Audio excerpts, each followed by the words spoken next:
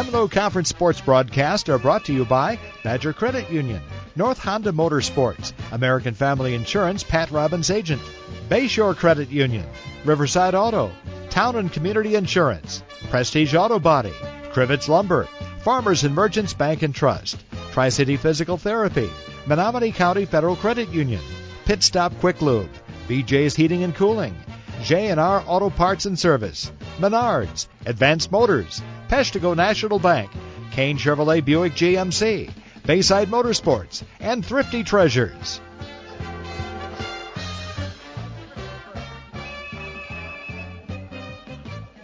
Good evening and welcome to Almond Bancroft High School, where tonight the Coleman Cougars will take on the Almond Bancroft Eagles. Eric Bergstrom alongside my partner tonight, Jake Scriven. Jake, you've had a chance to see Coleman this year. What kind of things do they hang their hats on? You know, right now this Coleman Cougars team is riding high, coming off an undefeated game, a big win last week against Hilbert Stockbridge. And, you know, Eric, so far here tonight, watching these kids, a lot of energy, watching Blake Margus. He's throwing 50-yard bombs to the back of the end zone here. So maybe Coleman's got a little bit of an extra edge here coming in all fired up tonight. And I hope they do, because it's a big game for them.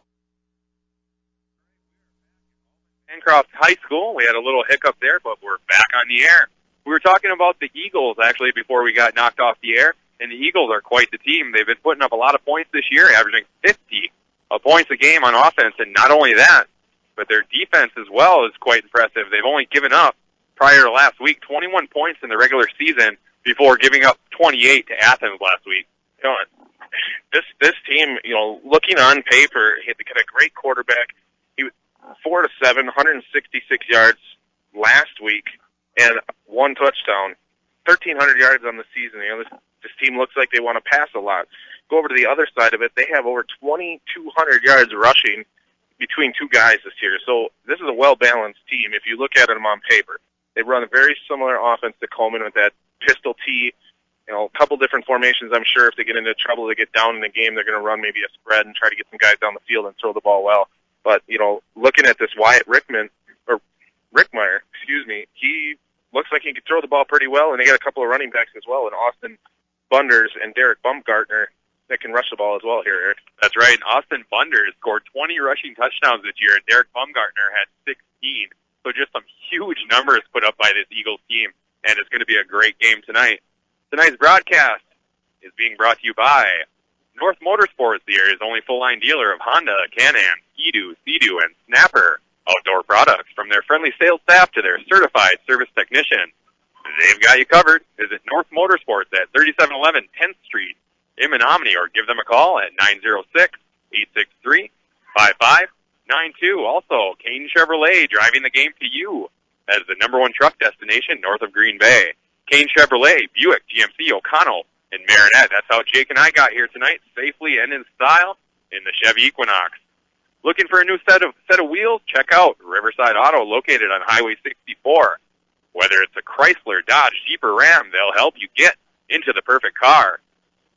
Bayside Motorsports specializes in performance work and aftermarket accessories to keep motorcycle, ATV, or snowmobiles running at the top of the game. Best of luck from Bayside Motorsports in Swamico. Good luck tonight to the Coleman Cougars from all of us at Starzer Meat. Starzer Meat, located in Pound. Good luck tonight to the Coleman Cougars also from Secrets Boutique in Peshtigo. We're going to take a quick break right now, and we'll be back with tonight's action. Let me tell you, Advanced Motors, located in Coleman, has Damsel for all your motorcycle, ATV, marine, and vehicle needs. Damsel, the first in synthetics. Are you or your student moving? Advanced Motors, a U-Haul dealer, also carries packing and moving supplies for all your needs. Stop in or call today at 920-927. That's 920-897-2677. That's right. Badger Credit Union is pleased to sponsor high school sports and wishes best of luck to all area teams. Badger Credit Union is proud to be a part of the community. Become a member if you live or work in Marinette, Menominee, or O'Connell counties. See them for all types of mortgage loans, auto, vacation, and unsecured loans. They also have debit and ATM cards, share draft, share accounts, and term accounts. Take advantage of no-fee checking for students and senior citizens. Badger Credit Union, 870 Frontage Road, Peshtigo. Mother Nature. Or human nature. Are you protected from the unexpected? An American Family Insurance agent can help you determine how much and what type of coverage is right for you. Call today for your free personal insurance review so you can check it off your list and off your mind. Call Pat Robbins at 715-582-4631. Your local American Family Insurance agent. Are you still shivering from last year's energy bills? BJ's Heating and Air Conditioning will help. Call 715-927-5656 for full service, including tune-ups on your existing system, repair, replacement, or new construction. The number again is 715-927-5656. Whether it's an upgrade or a tune-up, BJ's Heating and Air Conditioning has a solution. 24/7 service for your convenience. Call 715-927-5656. That's BJ's Heating and Air Conditioning. Welcome back to Almond Bancroft High School, where we are just about ready to get underway tonight between the Cougars from Coleman and Almond Bancroft Eagles. And I want to let you know that throughout the year, the WIAA and Rural Mutual Insurance seeks to find those schools and communities that demonstrate great examples of good sportsmanship. Practicing sportsmanship teaches us to respect everyone. The signs of sportsmanship are showing up everywhere in helping hands and hard work. Whether you are the star or on the sideline, if you live in the city or the country crossroads, sportsmanship is always in season in Wisconsin. Let's see if your school can become the next winners of the WIAA and Rural Mutual Insurance Sportsmanship Award. Jake, we're just about ready to get underway. They're introducing the team. It's going to be an exciting night. It is an exciting night. You know, you look here, you got 2 radio stations, you got a ton of fans here lined up and down the fences here in this arena-style football field. Cameramen out there on the field taking pictures of your team as you come out to the midfield. It's just a lot of excitement here tonight, Eric, and I'm glad you're here with me. Wish Mike was here with us, but it's good to have you filling in for us, and it's going to be a great game between the Cougars and the Eagles tonight. We're going to have a good time tonight. Almond Bancroft won the toss, and they choose to receive. They're in the home green jerseys, green pants, white helmets trimmed in green, with it looks like kind of the numbers are kind of black trimmed in white. Coleman is in their road jerseys tonight, white with green numbers, green helmet, and black pants. We are just about ready to get underway between the Cougars and the Eagles. Both teams 11-0, and tonight could be a historic night for Coleman. They've never made it to level 4 in the playoffs, and if they win tonight, they can do that. You know, this is a big game for the Coleman Cougars, not only just to make history for their school. Coleman's a small town, we all know that, and the M&O conference is a small conference compared to some of these bigger conferences. You know, we're just outside of Wapaka, a little bit south of Stevens Point here. This is a bigger school, not quite as much of an enrollment as some of the surrounding schools here, but, you know, big game for the Cougars, and want to see them do well and get a victory here tonight, move on to that next level, and make some history for their school and their town and all their fans that are here tonight, too. You got that right. Coleman is getting set to kick off. Doing the honors, Jordan Blanchard. Coleman will be kicking from left to right on your Hits 96 radio dial. Back for the Eagles, Nathan Disher. He's deep, getting ready to receive this kickoff, and we are just about underway. And here's the kick from Blanchard, high to the left side, taken at the 15. Moving all the way across the field. He's looking for some room. He has it. He's up to the 25, to the 30, and he's knocked out of bounds. And they'll take over tonight, start at the 32-yard line. So the Eagles will have first down and 10 at their own 32-yard line to begin this game. Wyatt Richtmere brings his team out. They run sort of a pistol offense. One receiver split to the right, everybody else in tight. Coleman has one safety back. That's Nick Saylor. Everybody else up tight to the line. Here's a snap. A run off to the right side right away. We have Austin Bunders around the right side. Nice pickup. He picks up 10 yards. It'll be first down and 10. First play of the game. Let's see if they give it to him. No, they say he's a little bit short, maybe half a yard short. That'll bring up second down and short for the Eagles. Second down and a very short one. The referees blow their whistle. I'm going to measure that, Eric. It's really close. Inches. Say they needed to get to about the 43. They're right there. Might be half a football shy, just like you said. It's just about a half a yard shy here. They're going to bring out the chains, and we'll see how close they really are.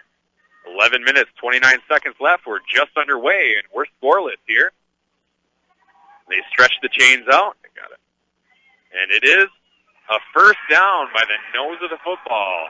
Almond Bancroft with a 10-yard pickup on the first play of the game. Austin Bunders off the right side. He had a nice field block on the right side, and he took it for 10.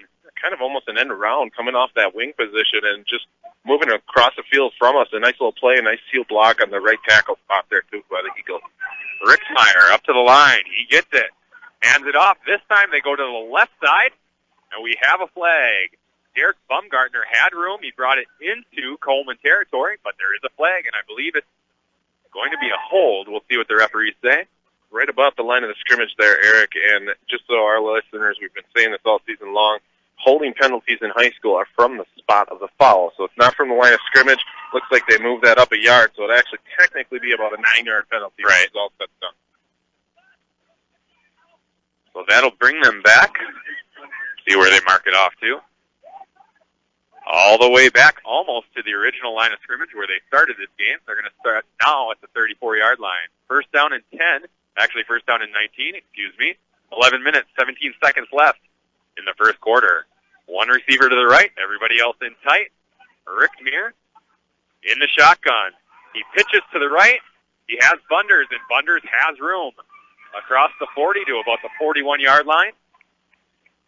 Nice play there. It was just a quick little pitch to the right side to Bunders, a quick hitting play.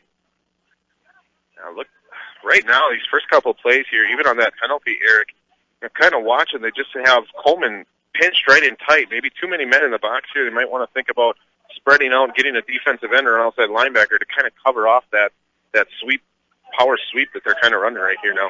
They're definitely getting the edge. Second down and 12 from the 40-yard line. There's a fumble on the ground. Both teams dive on it. I think Almond Bancroft got it, and they did. They're going to be brought all the way back to the 36-yard line. So a loss of 4 there. It'll bring up a third and long. Third down and 15.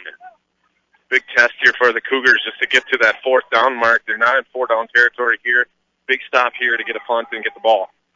Third down and 15 from their own 32-yard line for the Eagles. 10 minutes, 6 seconds left in the first quarter. And we're scoreless. Here's the snap. Back to pass, looking to the left. He airs it out. Cross midfield, and it's intercepted. To the 40, to the 30. Still on his feet, to the 10, 5, pushed out of bounds at the 3-yard line. Colton Huska. At the 3-yard line, Coleman with a big interception to start this game, and they're in business at the 3-yard line. Looks like that was Austin Tajik coming over from the safety position there, Eric, and just a great athletic play, cutting off that route and receiver, undercutting it, getting the interception, and some great moves down the sideline here right in front of us. Tajik actually came over. I misspoke. He came over, got that ball, and puts Coleman at the 4-yard line in business to start this game. 9 minutes, 47 seconds left. First down and goal at the 4. Blake Marcus brings the team up to the line of scrimmage. Here's the snap.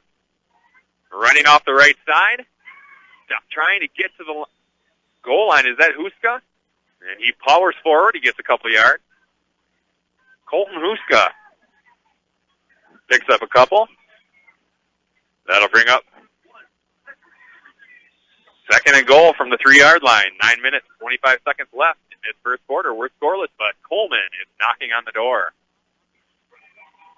Coleman breaks huddle. They're up to the line of scrimmage. Margus has it. Here's the snap. Off the left side, trying to fight to the goal line. Jody Stasinski.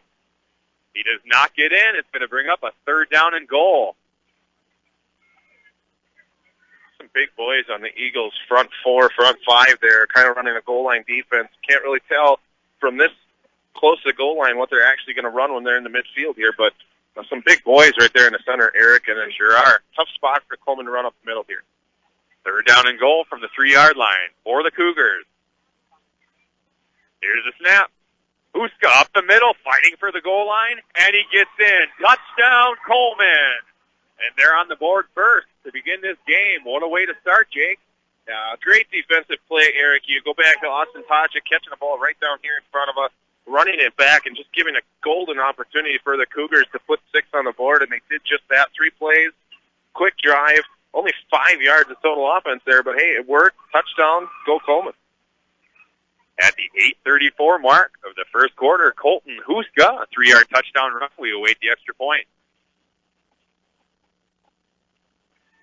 The kick is up, and it's blocked. The extra point is no good. And the score is now Coleman 6, Almond Bancroft 0. We'll take a quick break and be right back on Hit 96. Looking for a credit union that truly cares about you and the community you live in? Then you ought to stop and see the folks at Bayshore Credit Union. Membership is open to anyone living or working in Marinette, Menominee, and Oconto counties. Whether it's everyday banking, a new auto loan, new mortgage, even a consolidation loan, they can help. And it's never too early to start establishing good credit. Bayshore Credit Union, located at 1514 Cleveland Avenue, Marinette. They're looking forward to meeting you. Welcome back to Almond Bancroft High School, where the Coleman Cougars strike first. They got a huge interception by Austin Chachik and punched it in by Colton Huska, punched it in, 3-yard touchdown run. The extra point was no good. And right now it's Coleman 6, Almond Bancroft nothing. You know, when Eric, we kind of talk about possession of the game, controlling the clock. Well, when you get a golden opportunity like that, it takes about 30 seconds off the clock, but hey, you got 6 out of the deal. Coleman off, takes a little pressure off them, and here we go. Jordan Blanchard, a high kick, taken at the 15, off the left side, and taken down at the 19-yard line. Great special teams by Coleman. Great play there by Nicholas Saylor. He came down like a bullet and took him down by the ankles quick. Yeah, right off the right hash mark, right down the center of the field. Nobody touches him and just puts his head down right on his knees. Good shoulder tackle right into the legs, and hey, you'll take him out every time with that. First down and 10 for Almond Bancroft at their own 19-yard line. 2 receivers to the left, everybody else in sight. We have motion to the right side, and they give it to the motion back, and he's taken down in the backfield. Joel Terzinski had the ball, and he was taken down quickly by his opposite number. I think Gunnar Pass got in there really quick. A pair of 4s in that play. A great job by Pass there. Just a break through that line from that middle linebacker position, and also helping on that, I would believe it was 86, Josh Phillips, too. Big loss, second down and 16 now for the Eagles. They fumble the handoff, and Coleman has it. Another big turnover. And Coleman has it at the 9-yard line. What a way to start this game. If you look down for a split second, Eric, we were talking about that on the way in. Just a quick right on the stat there. Quick to the line of scrimmage. Is bad exchange between that pistol, and just to let our listeners at home, that pistol is a short shotgun with a tailback right behind him, so you kind of see Aaron Rodgers run out of that shotgun all the time. It's just a little shorter than that, so if you can picture that, that's what that pistol is. Coleman ready to go. First down and 10 from the 10. Off the right side, Tajik to the end zone. Touchdown, Coleman. And just like that, with 7 minutes, 50 seconds left in the first quarter, Coleman is up 12-0, awaiting this extra point. Wow. What do you think about that? There? It was, I believe the last touchdown was at about 8:36. It's been 46 seconds and 2 scores by the Coleman Cougars. This is, hey, take advantage of your turnovers when you can. Good job by the Coleman Cougars to punch that right in, get a nice lead, get the pressure off of your team, but you cannot let up now. They're not wasting any time tonight, striking early. Coleman going for 2. Here's the snap. They look to throw. Margus over the middle, and it's intercepted. The 2-point conversion is no good. So at the 7:50 mark of the first quarter, Coleman 12, Almond Bancroft, nothing. Tonight's broadcast brought to you by North Motorsports, the area's only full-line dealer of Honda, Can-Am, Ski-Doo, Sea-Doo, and Snapper outdoor products. From their friendly sales staff to their certified service technicians, they've got you covered. Visit North Motorsports at 3711 10th Street in Menominee, or give them a call at 906-863-5592. What a way to start this game, Jake. Wow. You know, in the first couple of minutes here, this has just been a lot happening. You know, Coleman taking advantage of those turnovers. We talked about it in the pregame. That's a huge deal. They got to control the ball very early in this ball game. 12 points is not much for either team, especially a team like the Eagles who can score 50 points a game fairly quickly. They were down in this position last week, too, 14-7 after the first quarter.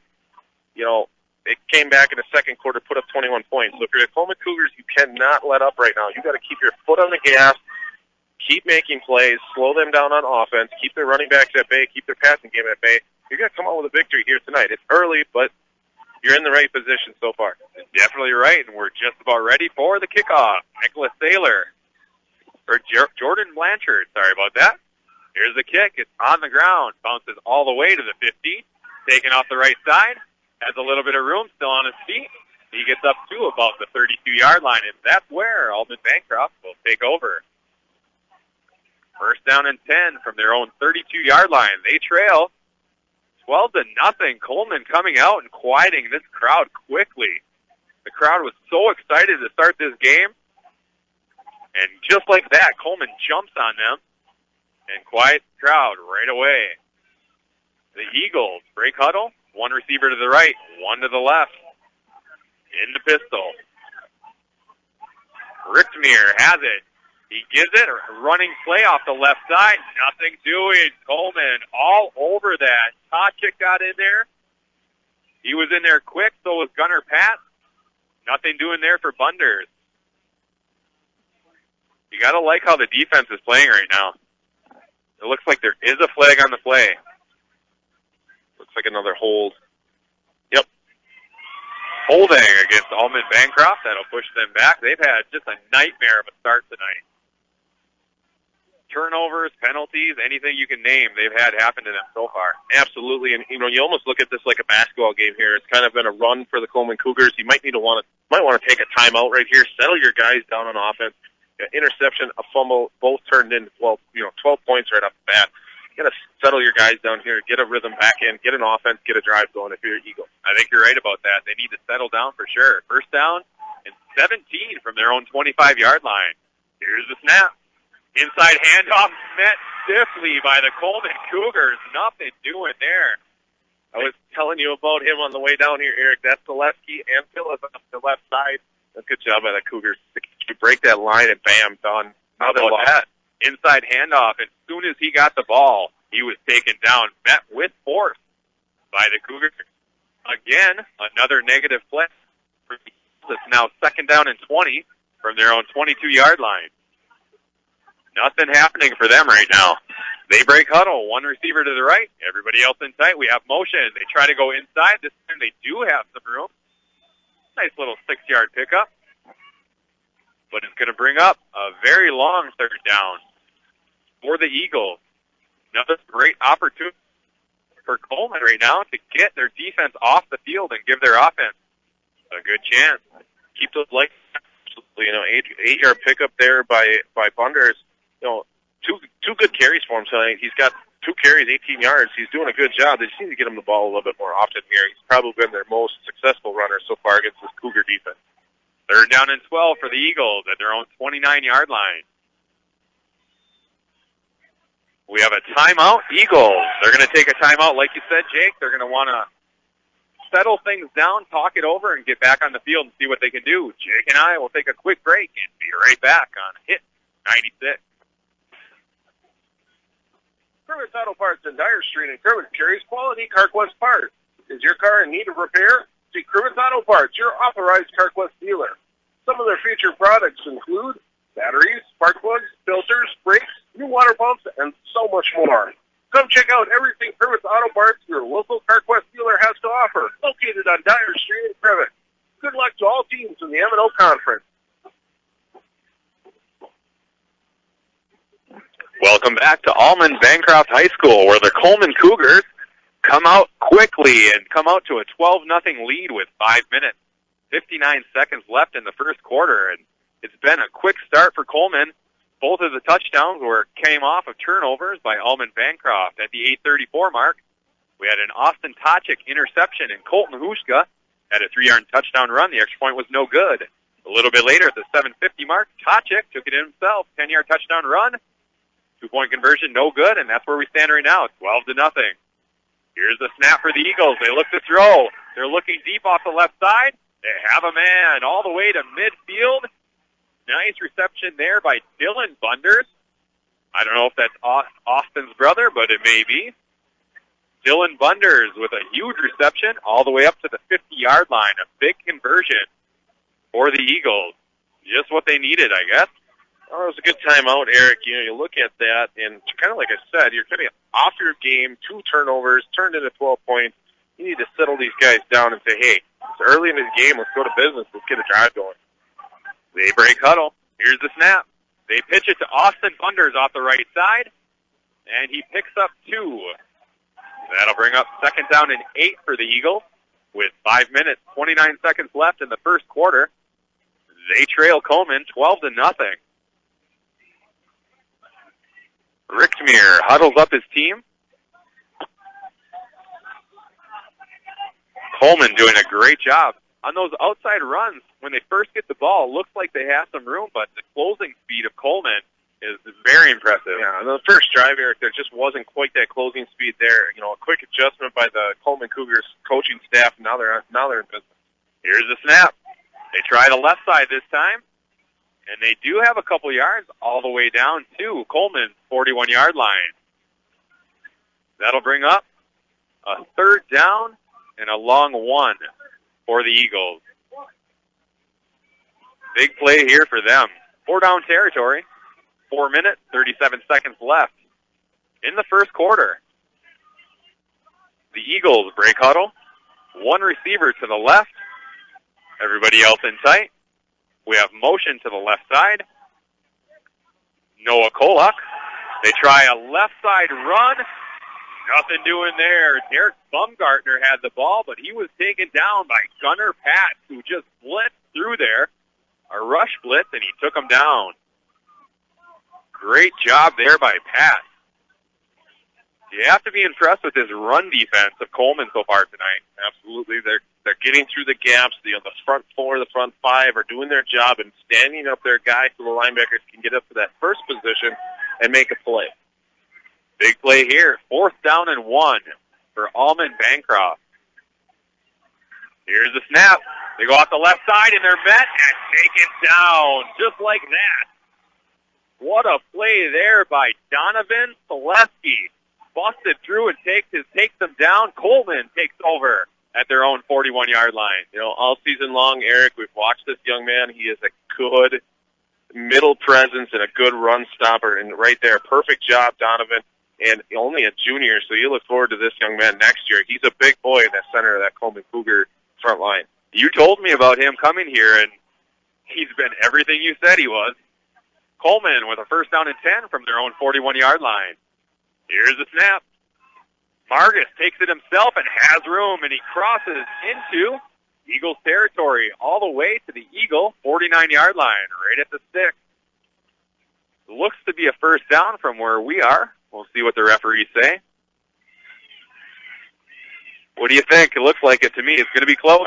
We got a nice bird's eye view here, and they're giving them the 1st down.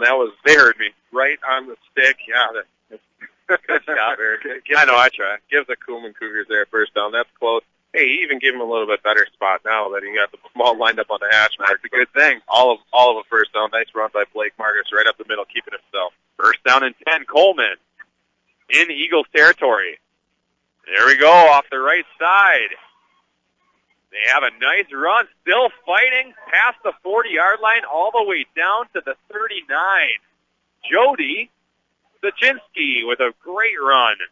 How do you like that? He would look like he was going to be taken down after about 6, but he fought for a couple more yards. He's sitting there on the 45, maybe the 44, and all of a sudden, Gunnar Patz comes over here and just picks him up and pulls him off of the guy that's trying to tackle him and pulls him up for another 3 yards rather. And good job by Jody just to keep his feet turning, and a good help by Gunner Pat. That's the will to win. Coleman, 2nd down and 1.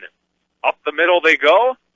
It's going to be close. Colton Huska looks like he's right at the sticks again. They're going to make me call this one again. And it is a first down. They didn't even think about it. Nice run there. Colton Huska coming out. Having a good game so far in the first quarter.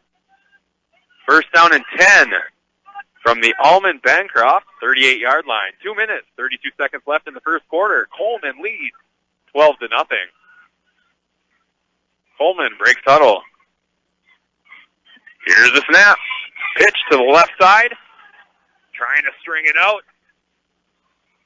Might have picked up a couple. It looks like that was Jacob Seitler off the left side. Picks up a short gain. Just a little pitch to the left side. It got strung out nicely by the Eagles' defense. Picks up 2, 2nd down and 8 for Coleman. From the Eagle 36-yard line. 1 minute, 55 seconds left in the first quarter. Coleman breaks huddle. Everybody in tight. Here's the snap. Margus takes it himself. He has room to the 20. Fighting all the way down to the 17-yard line. Blake Margus. A little fake handoff, kept it himself, went off the right side, all the way down to the 17-yard line. Powerful run. 2 big runs by Blake Margus so far in this game. You're coming off of that. They're faking the jet sweep and running Margus off in between the right guard, right tackle, or left guard, left tackle. It's a nice little play right now, and nobody's stopping it. They're over-pursuing to follow the running back, and Margus is squeaking through there for big gain. That's right. Here's the snap. Off the right side this time. Coleman's just fighting for yardage. Austin Tachik. And it was a short gain, but still impressive. I mean, they're getting met at the line of scrimmage and just forcing their way for a gain of a couple yards. Absolutely, Eric. You look at these guys, and this Coleman Cougar defense is not very big. They're some small guys. They're quick to the hole, but they're tough. They keep those feet moving, and they just keep going after more yardage and more yardage and more yardage. Coleman knocking on the door right here. Here, Margus takes it. He goes off the left side. This time, he's taken down after a big loss. They didn't seal the edge, and Blake Margus could not get around there. All the way back to the 19-yard line. It looks like it was about a loss of 6, a big loss. So that'll bring up 3rd down and 11 for the Cougars. 27 seconds left in this first quarter. Coleman leads 12-0. Coleman breaks huddle. Here's the snap. Little inside reverse. Sachinsky off the left side. Nice pickup, but there is a flag from the far side of the field. That's in the neighborhood of holding, Eric. That's right about the 14-yard line. Unfortunately, nice pickup there, but who knows if it was the hold that broke him free. Let's see what they say here. They're discussing it.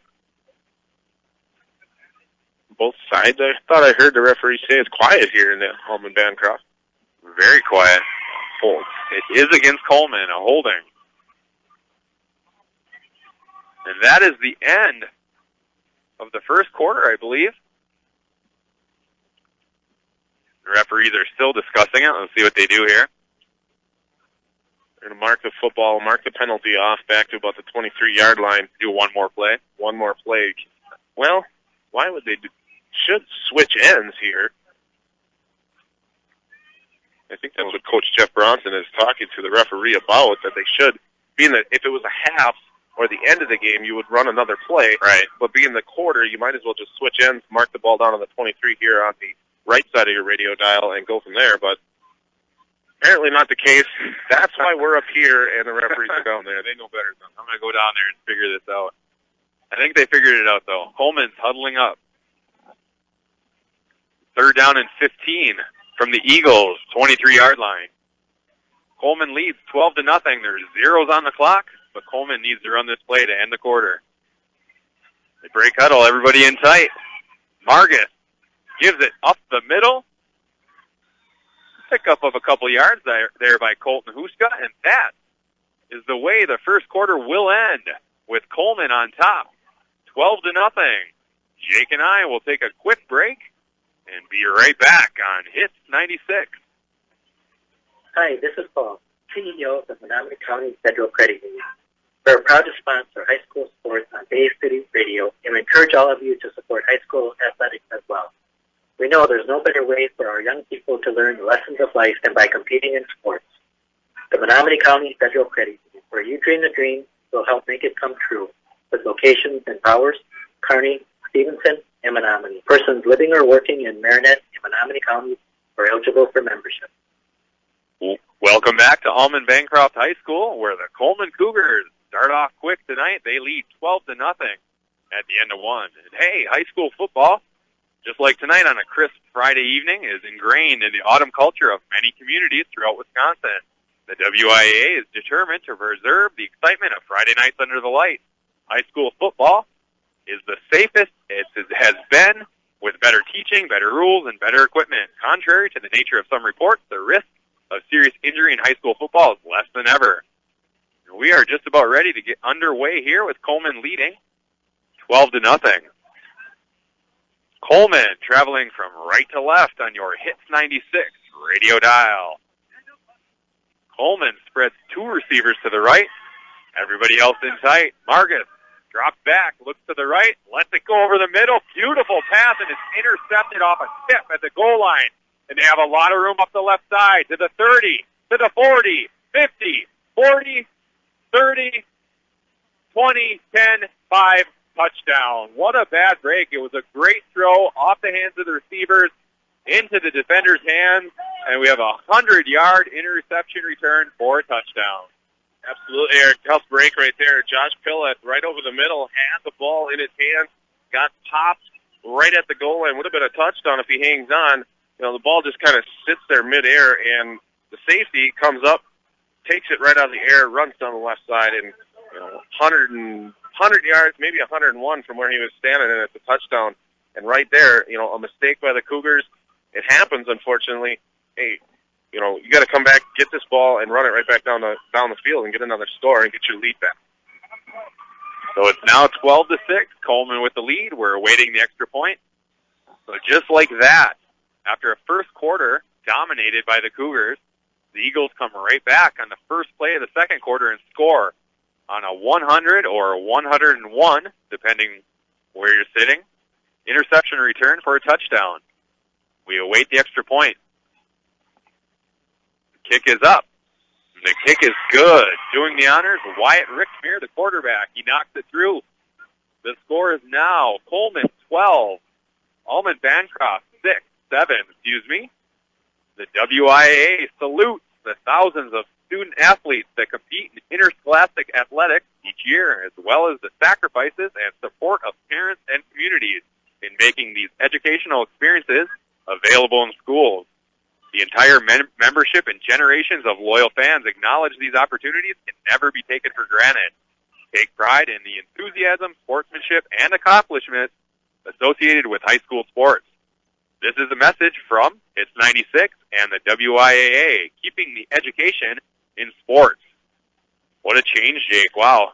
It happens quickly in high school football, and, you get that mistake. Right now, Coleman Cougars got to say, hey, it's over, it's done with. We still have a lead. We're getting the ball back. We need to put together a big, long drive, take some time off the clock, control the ball, and get in the end zone. Coleman will be receiving. They'll be traveling from right to left on your sports radio, 570 radio dial. Joel Terzinski of the Eagles showing off some speed on there. I don't know if I could even make it the whole 100 yards. I'd probably get tired by about the 30 on the other side. I'd be caught for sure if that would have been me. Definitely, a good burst by that young man to just get through and break a couple tackles, had a couple guys bearing down here right about the 50-yard line that caught up to him and put the afterburners on, and a nice touchdown, nice interception, 101 yards, give or take a half a step. Good job. A short kick taken by Tachek, a one-handed catch by Tachek at the 30-yard line, takes it up to the 35, and that's where Coleman will take over. It was a strange kick. It was a low-line drive. it looked like it was going to get past Tachik. He just put up his right hand and it just stuck there. And then he ran for 5 more yards. A little extra stick him there on the goal. I don't think that stuff is legal anymore. Oh, the young man doesn't wear gloves even either. But, good job there. Just, hey, knock the ball down. Get yourself a little bit better field position here. Just like I said, Coleman Cougars, they need to take this ball, take a nice long drive, take a good chunk of this clock out of the way, and get a score. Coleman breaks huddle. Everybody in tight. Margus brings his troops to the line.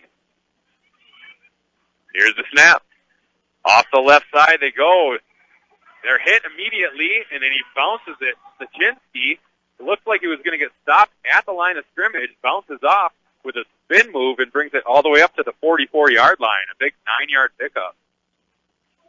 2nd down and 1 for Coleman. 11 minutes, 15 seconds left in the first half. Coleman leads 12-7. Coleman breaks huddle. Everybody in tight again. Here's the snap. Margus takes it himself off the right side and picks up the first down and a couple more. 3-yard pickup for Blake Margus, and that's a first down for the Coleman Cougars. All the way up to the 48-yard line. Their own 48-yard line. First. This is a big drive here after that unfortunate interception return. This is a big drive to get momentum back on their side. Absolutely. If you're the Eagles right now, you're sitting with a bunch of momentum and a huge play by your defense. You need a big stop here, but if you're Coleman Cougars, you got to snatch that right back from them. Here's the snap. Tachik tries to bounce outside. Picks up a couple yards. Could have been a loss, but he made a couple nice moves and picks up a couple yards. Actually, more than a couple. Giving him a nice spot. Nice spot, and the last lunge forward there, he was just across the 50, lunged his 6-foot frame forward. Maybe he might be even a little smaller than that, but lunging forward, getting closer to that 46-yard line, and nice pickup by Austin. 6-yard pickup brings up 2nd down and 4 for Coleman. They break huddle. Here's the snap. Off the left side this time. Gang tackles. At about the 42-yard line. Fighting hard, Jacob Zeitler. That's going to bring up a 3rd down and 1 for the Cougars. 9 minutes, 44 seconds left in the first half. And the Coleman Cougars lead 12-7. You got to take your time here at Coleman Cougars. You got a big play right here. Get a first down. Keep the drive alive. Don't get in that 4-down situation. Here's the snap. Margus takes it himself. Finds some room and finds the first down right up the middle. He picks up 7 yards all the way up to the 36-yard line of Almond Bancroft. Nice drive for the Coleman Cougars to answer that interception return. Yeah, taking some time off the clock here, already at 2 minutes and counting, and just keep it going here. You're sitting very nice little drive going. Careful going to the air here as the Eagles have a good secondary, and it's tough right now, 9 in the box. Here's the handoff, right up the middle and a lot of room. Great job there by the offensive line to get Jacob Zeitler a huge hole. He takes it right up the middle. That young man runs hard. He just gets into the hole, and he just puts his head down, puts his shoulder through a couple of guys. A nice big 8-yard gain for him. 2nd down and 2 for the Cougars at the Eagles' 36-yard line. 8 minutes, 46 seconds left in the first half. Coleman leads 12-7. Here's the snap. Off the left side. Sachinsky. Nowhere to go that time. That'll bring up 3rd down and 2. Good job by the Eagles front 4 there to get penetration. 3rd down and 2 for the Cougars. 8 minutes, 20 seconds left in the first half. Coleman breaks huddle.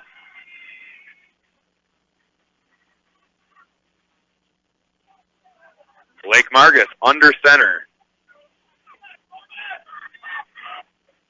Here's the snap. They give it off the right side. Zeitler spinning. I think he got it. Real close to that marker down there. Kind of kitty corner toss. They're moving the chains. First down. Good job, Jacob Zeitler.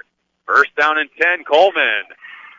Zeitler, he's got some moves. He gets hit and he starts doing those spin moves, boy. he gets some extra yardage. He's a well-rounded ball player. You know, coming into this game, he's only a junior, I do believe, Jacob Zeitler. And, you know, he's only a freshman, Eric. Well, there you go. You got him for more years than you thought. Is strong. Maybe that might be a typo. I thought he was a junior, but strong kid running hard up the middle. Here's the snap off the left side. There's room. A big hole all the way down to the 16-yard line. Nice run there by Huska.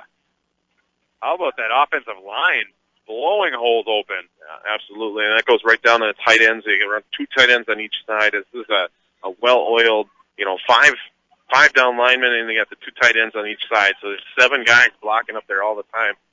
Coleman Cougars do it as best as anybody in the conference and actually in Division 7. 2nd down and 1 for the Cougars. Margus under center. Here's the snap. Inside handoff. Tachik to the 5. Touchdown, Coleman. What a play. A little inside handoff. Tachik used his speed to burst through the hole. Made one move. Got past the safety. And just like that, touchdown, Coleman. Right there, Eric. That is just huge blocking. That hole was huge. You can drive a truck through it. And Austin Tachik, quick enough, gets through that hole, gets to the 2nd level of defense, 3rd level, makes a move and gets into the end zone and puts another score for this Coleman Cougar offense on the board. Coleman is going to go for 2. Margus under center. Here's the snap. Off the left side, they have the corner. Sachinsky gets in, and the 2-point conversion is good. Nice job there. You know who got him in there? Margus led the way. Hey, that reminds me of a number 4 for the Green Bay Packers, and he would do that every once in a while. You come off, you know, fake the run the one way, and all of a sudden their quarterback's out there, and hey, Blake Margus, good seal block, get him into the end zone for the 2-point conversion. And that is how you answer a 100-yard interception return for a touchdown. A nice long drive, eating up clock, and finishing it with a touchdown and the 2-point conversion. Just about a 6-minute drive there, a 5-minute drive there. I think there's about 11 minutes and 55 seconds. You know, you're sitting very nice long drive here. Plus, you get the ball at the half, Eric. Oh, there you go. See? Thinking ahead, Jake. Thinking ahead. World, yeah. That's the both worlds right there. And, don't get me wrong. The Eagles have a chance here. There's almost 7 minutes left in the half. Hey, they can put together a nice long drive and cut into this lead and just stay with Coleman right now. Right now, Coleman's got a lot of momentum. Got it taken away from there for a minute. Offense comes back on the field and says, hey, we messed up. We didn't catch the ball. Big play happened. We need to come right back down here and score, and that's the mark of a good football team. You got that right. Very impressive drive. So with 6 minutes, 55 seconds left in the first half, Coleman leads 20-7. Getting ready to kick off is Blake Margus, kicking from right to left on your Hits 96 radio dial. Huge kick all the way down to the 3-yard line. Taken there by John Terzinski. He tries to string it out to the left side. Nothing doing. Coleman takes him down at about the 9-yard line. It'll be 1st down and 10 for the Eagles. Huge hit by Nick Sandler right there, coming off a block, shredding that block and cutting him down before he can even get to the 10-yard line. Saylor's done that a couple times tonight, busting through the line on defense as well. Yeah, absolutely. Nick Saylor is a good athlete for this Coleman Cougar defense and offense for that matter. We haven't quite seen Nick come out on the offensive side, but believe me, Coleman's got him as a secret weapon. And we have an interview with Nick Saylor at halftime. 1st down and 10. Here's the handoff. Off the left side. Tachik takes him down. No gain. That'll bring up 2nd down and 10. Further side of the field there, Eric. Very hard to read the green and black numbers of the Eagles. Still looking there. It looks like might have been Bunders, but I know Tachik. I saw him bust through there and take him down. Absolutely. 6 minutes, 25 seconds left in the first half. Coleman has the Eagles backed up. 2nd down and 10 at their own 9-yard line for Almond Bancroft. Here's the snap. They try off the right side. They're fighting for a few yards there. Colton Huska was there with the initial hit. That time it was Bunders off the left side. Big play here. Coleman could get this ball back, and like you said, They get it after half as well, so this could be a big, big spot in the game. 3rd down and 6 from their own 13-yard line for Almond Bancroft. What are they going to dial up? They split one receiver to the left, everybody else in tight in the pistol. Ricksmere gets the ball. He looks to throw. He's looking left, and he goes deep over the middle. Marcus is there. Can he get it? He does. Knocks it over the referee as well. Interception. Blake Marcus. Coleman takes over at the 48-yard line of Almond Bancroft. It was kind of like a jump ball. It just hung in the air. Marcus went up high, and he brought it in. And a tough break there for the Eagles as that Eagles receiver cutting across the middle there on a flag pattern and getting just about to the 50-yard line, Eric, and the back judge is in his way. He hits them. I don't think it mattered in the play, to be honest with you, because, hey, Blake Marks was there. A good jump ball and using all of that 6'2" frame to jump up and catch that ball. And now Coleman got it. Great field position. 1st down and 10 from the Eagle, 48-yard line. Tachik off the right side, looking for some room. He picks up a couple. He got wrangled down by the ankles. If he could have busted through, he would have had an open field ahead of him. Give him a gain of a couple there. A nice run by Austin Tachik. Just one shoestring away from breaking that one open, and another big run for him. You got that right. 2nd down and 9 for Coleman. 4 minutes, 55 seconds left in the first half. Coleman leads 20-7. The Cougars break huddle. Here's the snap. Margus takes it himself, looking for room. Picks up 3 yards. Coleman is really good. Sometimes it looks like they're going to get bottled up, and they squeak through these tiny little holes and pick up positive yards. What that is, Eric, for our listeners at home, and what you're not seeing, obviously, is every single one of the Coleman Cougars who are running this football tonight keep their feet turning, put their shoulder down when they get to that line of scrimmage. Young players, stuff's coming up. If you're listening to this game, keep your feet turning if you're a running back and keep that shoulder down. Harder for you to get tackled. 3rd down and 5 for the Cougars. At the 42-yard line, here's the handoff. Sachinsky has it. The 1st down and more, all the way down to the 24-yard line of the Eagle. Put his head down and barreled over the safety. Just like we just said, Eric, and right there, getting met by a linebacker, that second tier, a good tackling linebacker, a bigger kid, puts his shoulder down, drives through him, drives him back, runs him over, and keeps going. Big play for the Cougars. Runs him over is an understatement. My goodness. 1st down and 10 from the Eagles' 29-yard line. 3 minutes, 52 seconds left in the first half. Here's the snap. Margus gives it to Sachinsky up the middle. Not much this time, maybe a yard. Another thing I noticed, anytime they're getting close to contact, 2 hands on the ball. Absolutely, especially Jody. And in the last couple of games, I mean, the rain game will forgive you on that one. Last week he had a couple of miscues there where he got hit and popped with only one hand on the ball, fumbled it, lost the fumble. It could have turned out disastrous for him. But, tonight, looking like he's running hard with his shoulder down, 2 hands on the ball. Here's the snap. Up the middle. Nice pickup there by Colton Hushka. He gets it to the 19-yard line. Pickup of 4.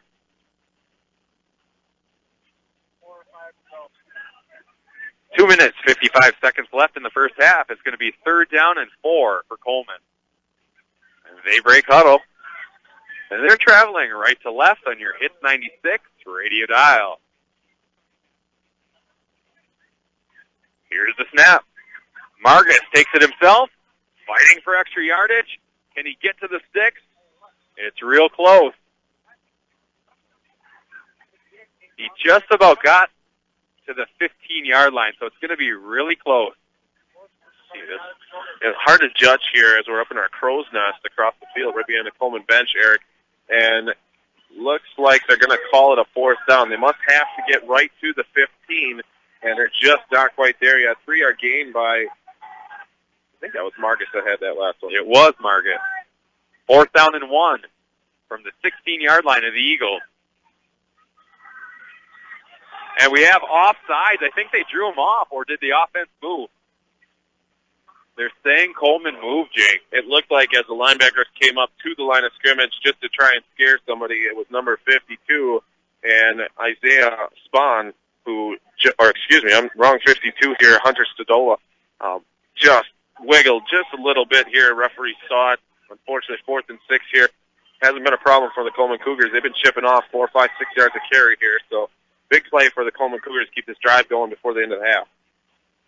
1 minute, 43 seconds. Here's the play. Tochik. And he gets right to the sticks, Jake. It's almost short. Right where they were. They're going to be... He's going to be about a half a yard short. It's almost exactly where they just were. Gained that 5 yards back, but they needed about 5 yards and a half of football, and they're not going to give it to them. So close. So with 1 minute, 37 seconds left in the first half, Almond Bancroft takes over. First down and 10 at their own 16-yard line. Up to the line of scrimmage. One receiver to the left. Everybody else in tight in the pistol. Here's the snap. Off the left side they go. Noah Kolak. He has room. He's all the way to the 30, 35, 40, break free, 50. Chased down and pushed out of bounds.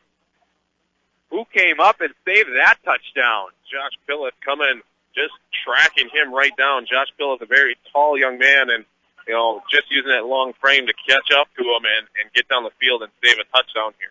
Huge speed there, too. He came out of nowhere. All the way to the 35-yard line of Coleman. Huge run off the left side. 1 minute, 26 seconds left in the first half. Coleman leads 20-7. Almond Bancroft breaks huddle. One receiver to the right. Everybody else in tight in the pistol. Drops back to throw. Going deep to the right side. Has a man. And it's caught at the 1 yard line. Going up high and getting it is Joel Terzinski, the same person who had the 100-yard interception return for a touchdown. So he's making huge plays tonight. What a turn of events. 1 minute, 18 seconds left in the first half. It's first down and goal from the 1 for Almond Bancroft. Richtmeyer hands it off up the middle. Nothing doing there. Bunders had nowhere to go. Actually, that was Bumgartner. Bumgartner tried to go up the middle and get that touchdown, and I think he actually got pushed back a little bit. He lost a yard. Second down and goal from the 2 yard line. The clock is ticking. 44 seconds left. Are they going to call timeout? They're still talking about the play. They're going to have to. And they do. They call a timeout. Tonight's broadcast is brought to you by Kane Chevrolet. Driving the game to you is the #1 truck destination north of Green Bay. Kane Chevrolet, Buick, GMC, O'Connell, and Marinette. Are you looking for a new set of wheels? Check out Riverside Auto, located on Highway 64. Whether it's Chrysler, Dodge, Jeep, or a Ram, they will help you get into the perfect car. Bayside Motorsports specializes in performance work and aftermarket accessories to keep motorcycles, ATVs, or snowmobiles running at the top of their game. Best of luck from Bayside Motorsports in Swamico. Good luck tonight to the Coleman Cougars from all of us at Starzer Meats. Starzer Meats, located in Pound. Good luck tonight also to the Coleman Cougars from Secrets Boutique in Peshtigo. Eric, on that last series of events here, a couple quick plays, and Almond Bancroft is knocking on the door here to get in the end zone before the half. Right there, a big run by a running back that the Coleman Cougars haven't really seen yet tonight, and then a nice pass to the leading wide receiver who goes up and just makes an athletic play. He had a couple other ones that were athletic plays. He was just on the short end of that. Coleman Cougars came away with 2 interceptions. Right now, Almond Bancroft not getting a whole lot of offense going here until this drive. So maybe Almond Bancroft has seen something the coaches have relayed it to the ball players, and maybe they're on to something here. So Coleman Cougars needs to tighten down, see if they can get a stop here and not let them get into the end zone. That's right. And to actually just watch this game, Coleman has dominated it. just to watch it. But if they score here, it's going to be a tight game going into half. Absolutely. Big play here for both sides here. You're second down, 2 yards to go. You're second and goal. You know, big play for the Coleman Cougars. They got to get strong in the front five here, going to the goal line defense. Watch they up the middle, but Almond's been kind of going left and right around the wings, and power sweep. You got a big side of the field here going to the far corner, so kind of watch out for that as well. Keep your defensive ends home and protecting that outside edge. Second down and goal from the 2. Here's the snap. Up the middle they go. Touchdown. It is. Touchdown. Almond Bancroft. He just got in. It's now 20-13 as we await the extra point. Baumgartner got in there. 2-yard run. With 36 seconds left in the first half. Derek Baumgartner, goes right up the middle and powers his way in. We await the extra point. Coleman leads 20-13.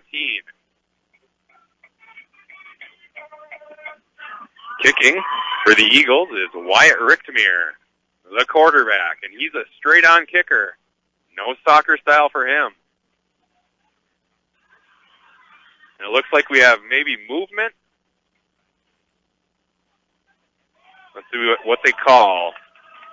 Yeah, false start. Yeah, false start against the Eagles. That'll back them up a little bit. Make this extra point a little more interesting. I think Chase Furman on the left side there just wiggled a little bit, just like we had on the Coleman Cougars side here on the other end. Got him to flinch. Here's the snap. The kick is up, and it's no good. I think Coleman, there's another penalty. I think it's against the offense, right? I think we're going to get even running into the kicker. Gunnar Pat's coming through there and taking a shot at trying to block that. I think he got his hand on the ball, too. That's what I thought, too. It was deflected off far to the left, running into the kicker. They're moving back forward. We'll try it again. We'll try it again for the third time. So with 36 seconds left in the first half, Coleman leads 20-13 as we await this extra point. They're going to move him. Where are they going to put him at? They're trying to figure out where they want to spot this ball. Back to the original line of scrimmage. All right, Richtmere will try again.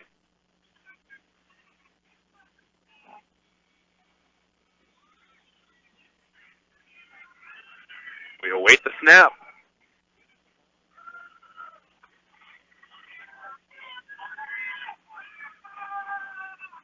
There's the snap. The kick is up. And the kick is good this time. And with 36 seconds left in the first half, it's Coleman 20. Almond Bancroft 14. We'll take a quick break and be right back on Hits 96. Hey, buddy. What? Hey, buddy. Was that my car talking? Nah, it's your engine, and I need an oil change. Oh, it hasn't been that long. Are you kidding me? Check my dipstick. It's as black as a La Brea carpet. I know. I just haven't had time. Call Pit Stop Quick Lube. Hey, you know Pit Stop Quick Lube has no appointment service, right? Just stop in and they'll get you done. Pit Stop Quick Lube. What's their phone number? 906-864-2426. What's that number again? 906-864-2426. Write it down. 906-864-2426. Pit Stop Quick Lube, 10th Street, Menominee. Welcome back to Almond Bancroft High School, where the Coleman Cougars lead with 36 seconds left in the first half, 20-14. It's a close game, but it really shouldn't be. A couple big bad breaks and a couple big plays have made this a close game. Oh, absolutely, Eric. You look at this so far here tonight, and there's been breaks for both teams. The Coleman Cougars right away jumping out to a quick 12-0 lead, and same thing for the Eagles here now, putting up on some Coleman mistakes. Here's the kick. Off to the right side. It bounces at the 20. Nick Saylor gets it at the 5.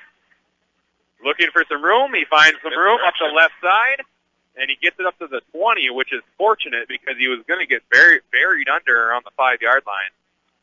It looked like he had no room to go. They thought maybe it was going to go out of bounds as the angle that he was kicking it at, but I was watching Almond Bancroft in warm-ups, and they were practicing that kick just to kick it right at that pylon. And sure enough, it dies right there at about the 5-yard line. Nick Saylor has to pick it up and run it back. Almost going to get buried, like you said, Eric, right at the 10, and made something out of nothing there. 27 seconds left in the first half. First down and 10 from their own 20. Here's the snap. Trying to go up the middle. Nothing doing. They got buried under there. Looks like they lost the yard. Hushka on the inside handoff. We have 13 seconds left and counting. Let's see if they're going to run another play. It looks like they're going to let the clock run out. And that's how the first half will end. With Coleman leading 20-14. Jake and I will tally up some stats and be right back on Hits 96. What kind of insurance are you looking for? Stop looking and let Town & Community Insurance Agency, LLC, look for you. Town & Community Insurance Agency has access to a variety of different types of insurance, such as auto, homeowners, business, life, health, farm, motorcycle, and watercraft. Available through plenty of different companies to get you the best and most cost-efficient insurance for your lifestyle. Feel free to stop in at our new location at 509 Almond Street, Pound, across from 8th in the Pound Business Plaza. Or call 920-897-5487. That's 920-897-5487. Peshtigo National Bank, your locally owned independent community bank, supports all local high school sports. Since opening in 1901, they've grown to 5 locations in Peshtigo, Coleman, O'Connell Falls, Gillett, and Marinette. Hometown banking with your neighbors and friends, Peshtigo National Bank has proudly served the community for over 100 years. Locally owned community banks support and help fund local projects. Keep your banking local and speak with a representative today. Good luck to all area high school teams from Peshtigo National Bank, member FDIC.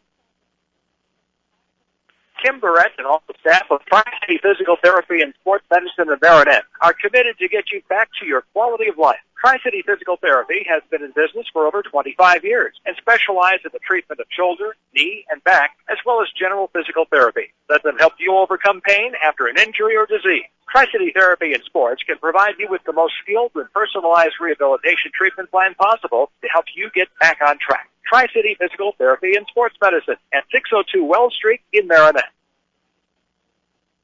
Menards is a place to save big money on all your home improvement needs. Whether you're building or remodeling, Menards has everything you need for your home under one roof.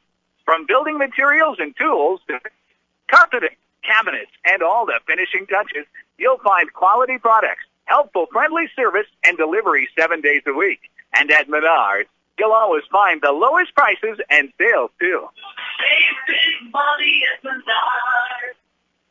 Welcome back to Almond Bancroft High School, where we're at halftime right now, and the Coleman Cougars lead the Almond Bancroft Eagles 20-14.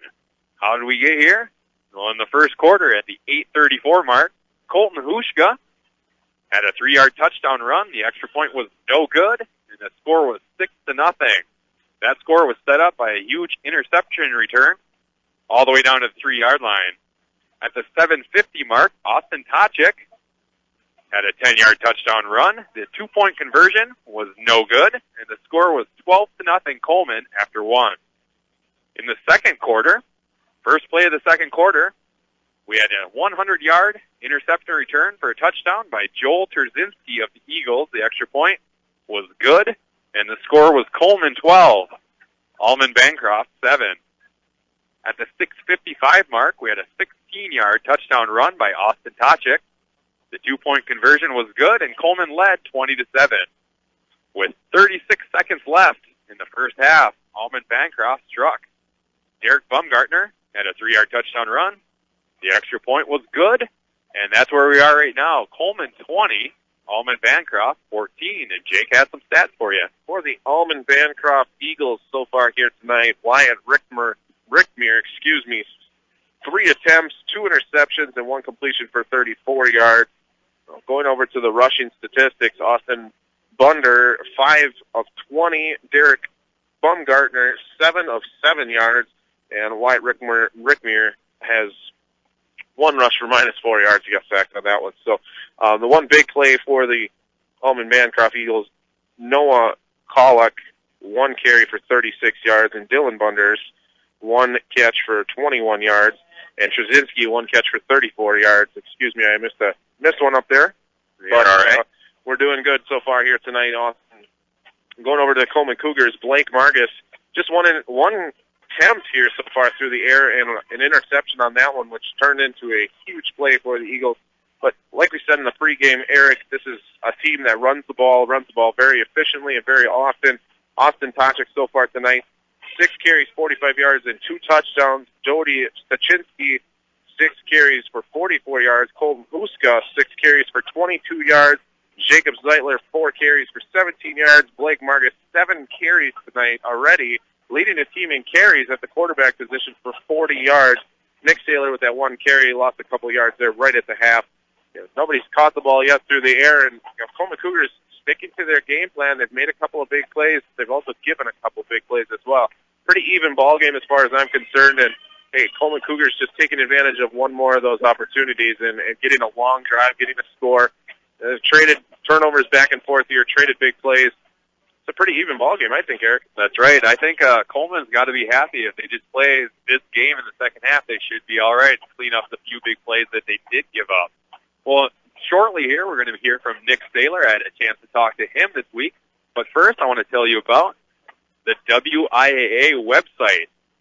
It's cool. You can visit the website to access all tournament pairings and scores, as well as association news, resources, and information on health and safety, sportsmanship, rules, regulations, and materials that assist in promoting and maintaining the proper perspective for interscholastic sports. It's all available at www.wiaawi.org. Again, that's www.wiaawi.org. A message from Hits 96 and the WIAA, keeping the education in sports. And here's the interview with Nick Saylor. Eric Bergstrom here with Nick Saylor of the Coleman Cougars. Nick, thanks for joining me today. Yeah, no problem. So, talking about your big win last Friday, what were the keys to that win? Well, the key is they don't throw that much. So coming in, we knew they were quick. They're small, quick, and they could really run the ball. So we had to keep contained, and we did that for sure. We pretty much shut down their run game. So I'd say that was the biggest key.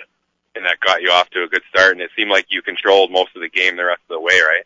Right. Yeah, we got a stop on defense right away, shut them down, and then our offense. Blake took them out there, pounded it down 4 or 5 yard runs with all our backs, and then we hit them with the pass. I think it was a 28-yard pass from Blake to Gunnar Betts, so that was cool. I know. Kind of got the ball rolling. Yeah, I know. I've talked to a couple of your other teammates this year, and they always talk about drive for 5. What does that mean to you? Yeah, for us, that's kind of our philosophy as a team. We're the kind of ground and pound, so if we can drive on every single play for 5, it works, and that works in our running game. If we need to every play can get 4 or 5 yards, that'll get us our first downs. And then even on defense too, like the line busting through, get those 5 yards, and then we'll bring tackles for other players. And really every part of the game it works with. You're known as a running team. How often do you actually pass, do you think? Not much, probably 5 times a game. I think I looked at the stat line this morning, and Blake was 3 for 4 for 40 yards and 2 touchdowns. So when we do pass, it's really effective because of the quarterback we have. We got guys that can catch the ball.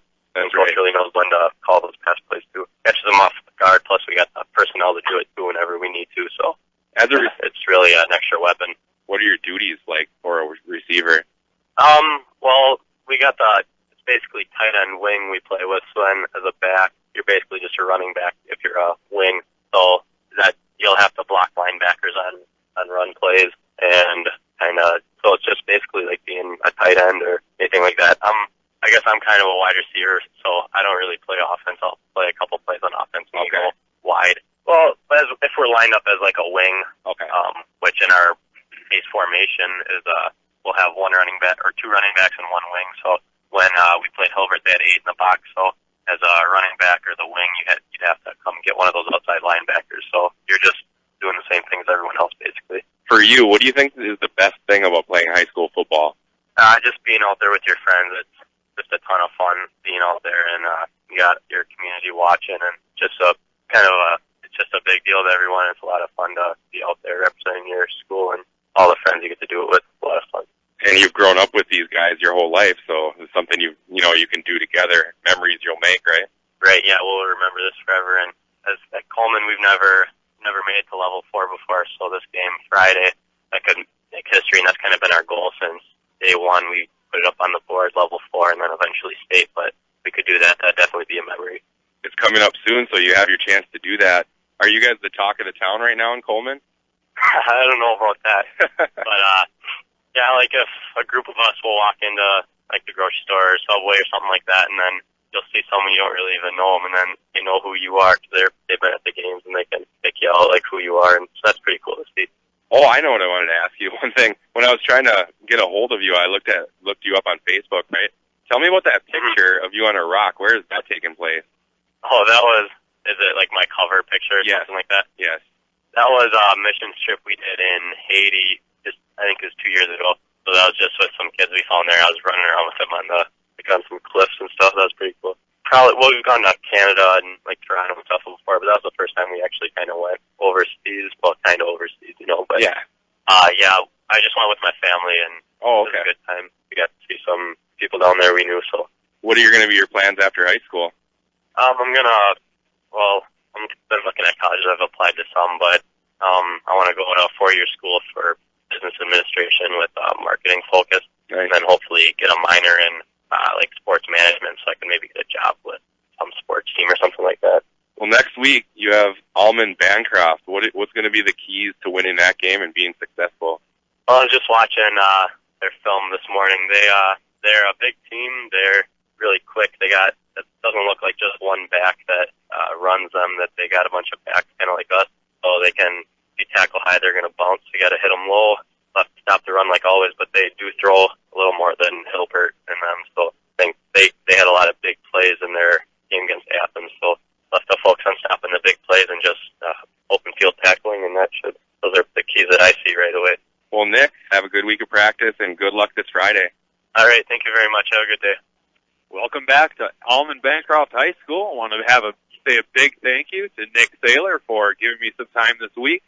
Had a great time talking to him. Learned a lot. I'm sure, Jake, you learned a lot listening to that as well. You didn't know that he went over to Haiti, did you? Just the measure of that young man, his family, the way he was brought up. You see a lot of stuff in the news nowadays, and we can all relate to all that. Honestly, it's junk all around the United States and what's happened in schools. And what a well-rounded young man, and he has a goal in life.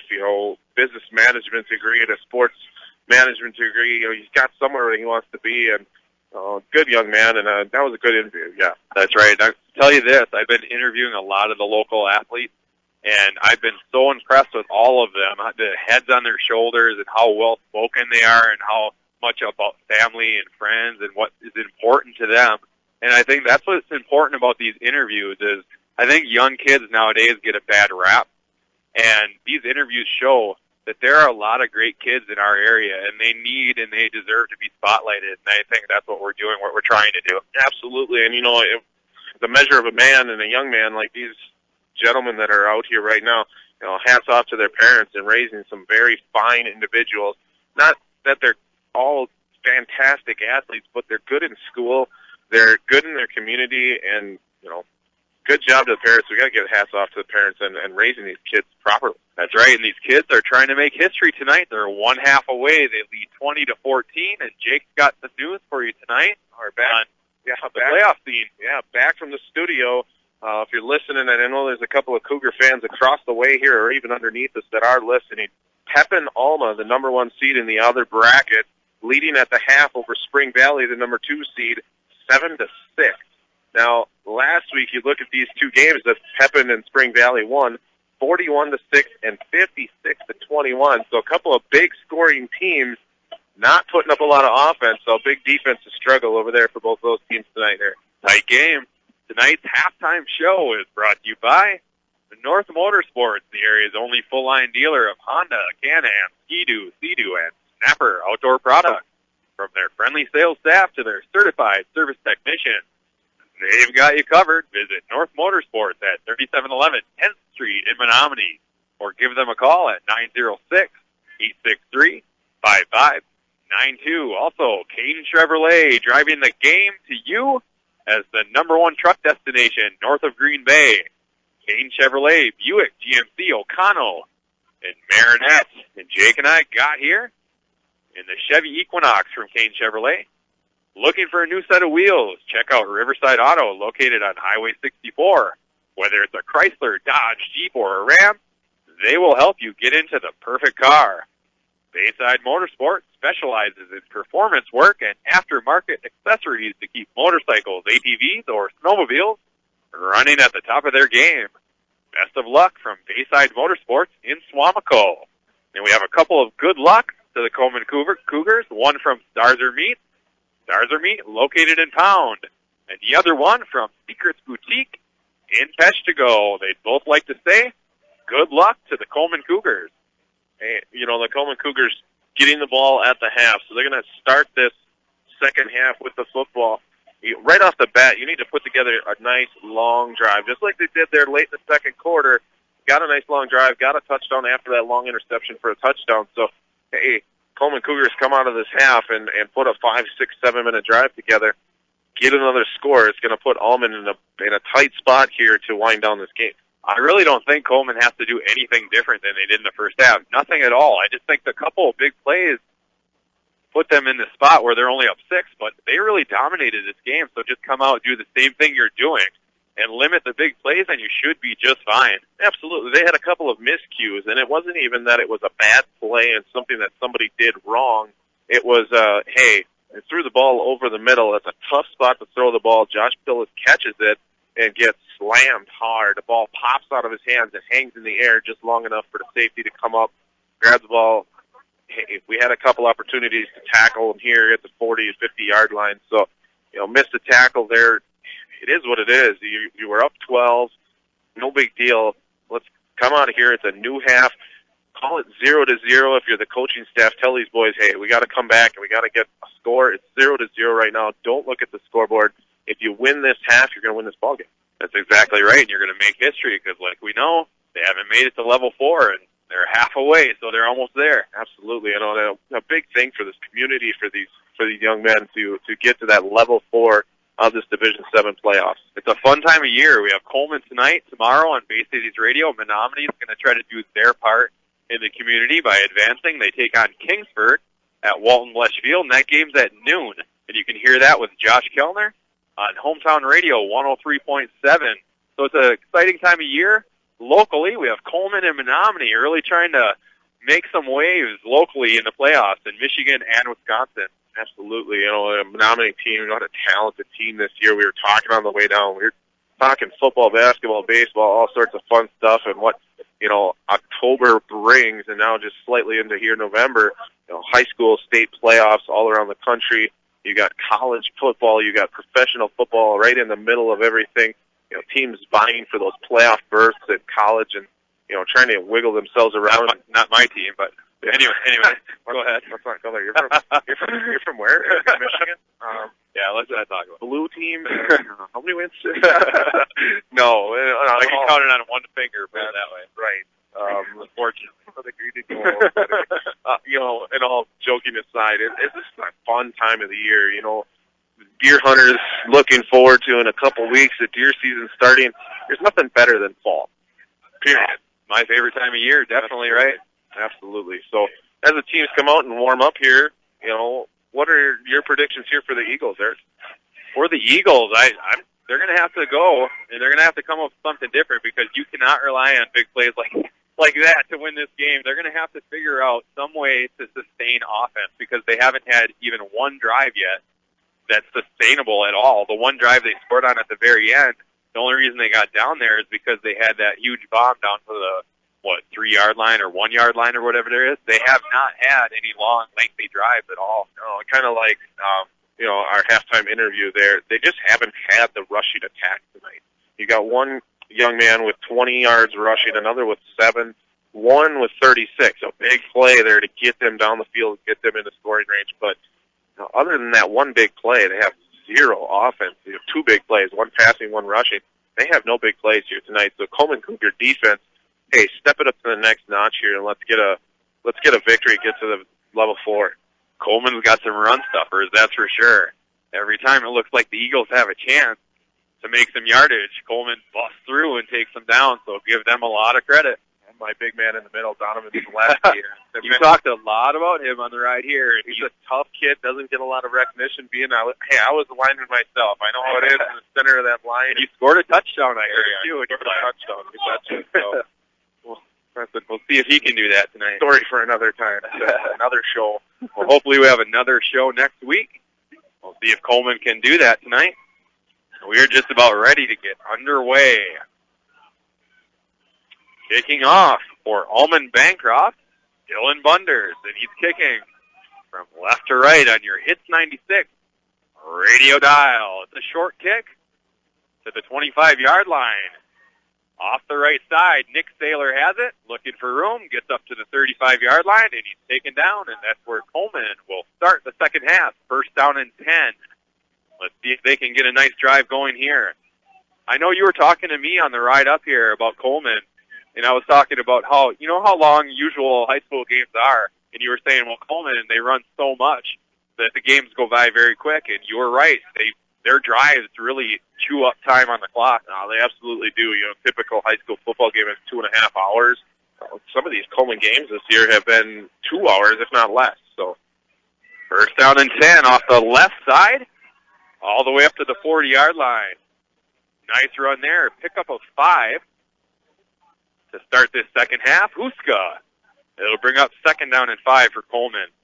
That's a nice way to start the second half drive. Pickup of 5. Drive for 5, they say in Coleman.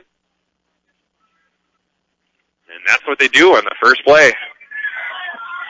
11 minutes, 26 seconds left in the third quarter. We're just underway in the second half. Coleman leads 20-14. Here's the snap. Off the right side this time. A nice run. A pickup of 7 yards. The offensive line starting to exert itself. Nice run there by Jacob Zeitler. He's had a good night on the ground. He comes off the field. Coleman breaks huddle. First down and 10 from their own 46-yard line. Here's the snap. Up the middle they go. I believe that was Tachik who picked up 3. We'll see. Once all the bodies clear away here. Huska. I was not right. It was Huska. Hard to see. You know, number 23, number 24. All those big boys in there. Jerseys get a little scrunched up there. It's hard to see them, but nice little pickup for the Cougars, 2nd and 8. 10 minutes, 22 seconds left in the third quarter. Coleman leads 20-14. Coleman breaks huddle. In tight. Here's the snap. Off the left side, a lot of room. Zeitler with a big pickup of 12 yards, but there is a flag on the field, and it's against Coleman. Unfortunate. It was on the other side of the play, too. Other side of the play, and actually 4 or 5 yards down the field. So realistically, this is going to be about a 5-yard penalty for the original line of scrimmage. Not the end of the world here, but definitely not a hold that should have happened on the far side of the field. All you got to do is block that guy and stop him for a couple of seconds so you can get that big gain. Tell you one thing, I would not want to be a cornerback playing Coleman because they do not mess around when they get in the secondary. They put their head down and they bury it in your chest. Jacob Zeitler is one, and Jody Stachinsky is the other. I mean, those two young men run fast. Tachik gets off the right side. He had some room. He was taking down a big takedown there at the 45-yard line. Pickup of 2. It's going to bring up third down at about 11 at their own 45-yard line. I thought Tachik had some room there, and he was bear-hugged and taken down. 3rd and 11. 9 minutes, 29 seconds left in the third quarter. Big play here. Here's a snap. Margus back to throw. He has a man on the left. Wide open. And it's caught. Nice catch there by Jordan Blanchard. The ball hung in the air. He was wide open, but it hung. He jumped up and caught it, and as he caught it, he got hit to the ground, and he hung on. What a great pitch and catch right there. Vargas dropping back the pass. A little play action right there, and Blanchard just sneaks in behind. I told you about that secret weapon with these Coleman receivers. A great job, pitch and catch. A little bit more of on a line that would have been even better. That would have been a touchdown. All the way to the 25-yard line. Here's the snap. Ushka off the right side, picks up a few. Looks like he got 2. It'll bring up 2nd down and 8. They might have given him 3. It's to the 22-yard line. So we'll say 2nd down and 7 for Coleman. 8 minutes, 43 seconds left in the third quarter. Coleman leads 20-14, looking to add to that lead. They break huddle. Here's the snap. Tachik off the right side, gets a block from Vargas, tries to break it inside, nothing doing. Taken down there by Dylan Bunders. Good play by him. Nice way to come up from the linebacker position and just draw that play out as far as possible until your friends can get there and make a nice tackle and a minimal gain. I don't believe it gained anything, if nothing, lost a couple yardage. I don't know, it's hard to see that down there on the left side here as we're way up in the crow's nest. Going to be 3rd down and 7 from the 22-yard line. Coleman breaks huddle. Here's the snap. Vargas looks the pass, looks left, fires. He had his man at about the 8, and again, it went off the fingertips of Pilla. It was almost a replay, but thankfully, the ball fell to the ground. No interception. It went off his hands just like that interception. And on that one, unlike the one before, that one's thrown just a little bit behind Josh right there. Had to reach back and try to catch it. Almost came up with a big play for the Cougars. 4-down territory. Big play coming up right here. Phyllis, he's a big target. Big number 86. Tall young man, 6'2", 6'3", and long, lanky arms. He's got good hands. You just got to get it to him where he can catch it. 4th down and 7. Vargas runs to the left. He has all kinds of room, but there's a flag. He's to the 10, 5, touchdown. We'll see if it's coming back. There's a flag back by normally where it's holding. It looks like it's going to come back. It was a great play. And it is holding against Coleman. Unfortunate there because he had all kinds of room. I don't know if the hold had anything to do with that, but he had the whole left side of the field open all the way to the end zone.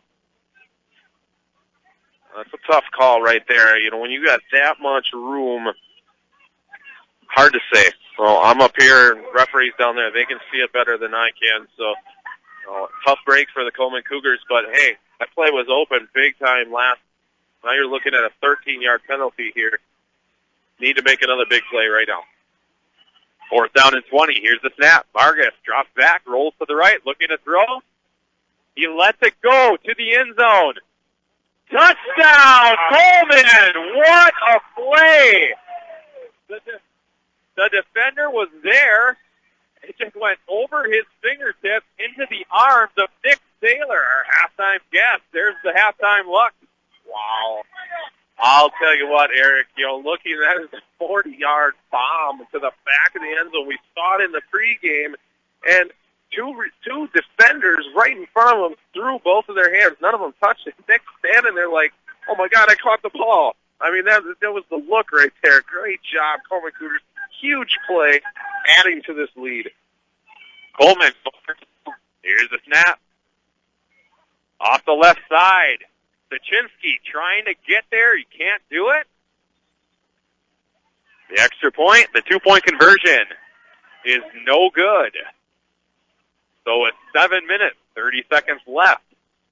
In the third quarter, Coleman now leads 26-14. What in the world happened there?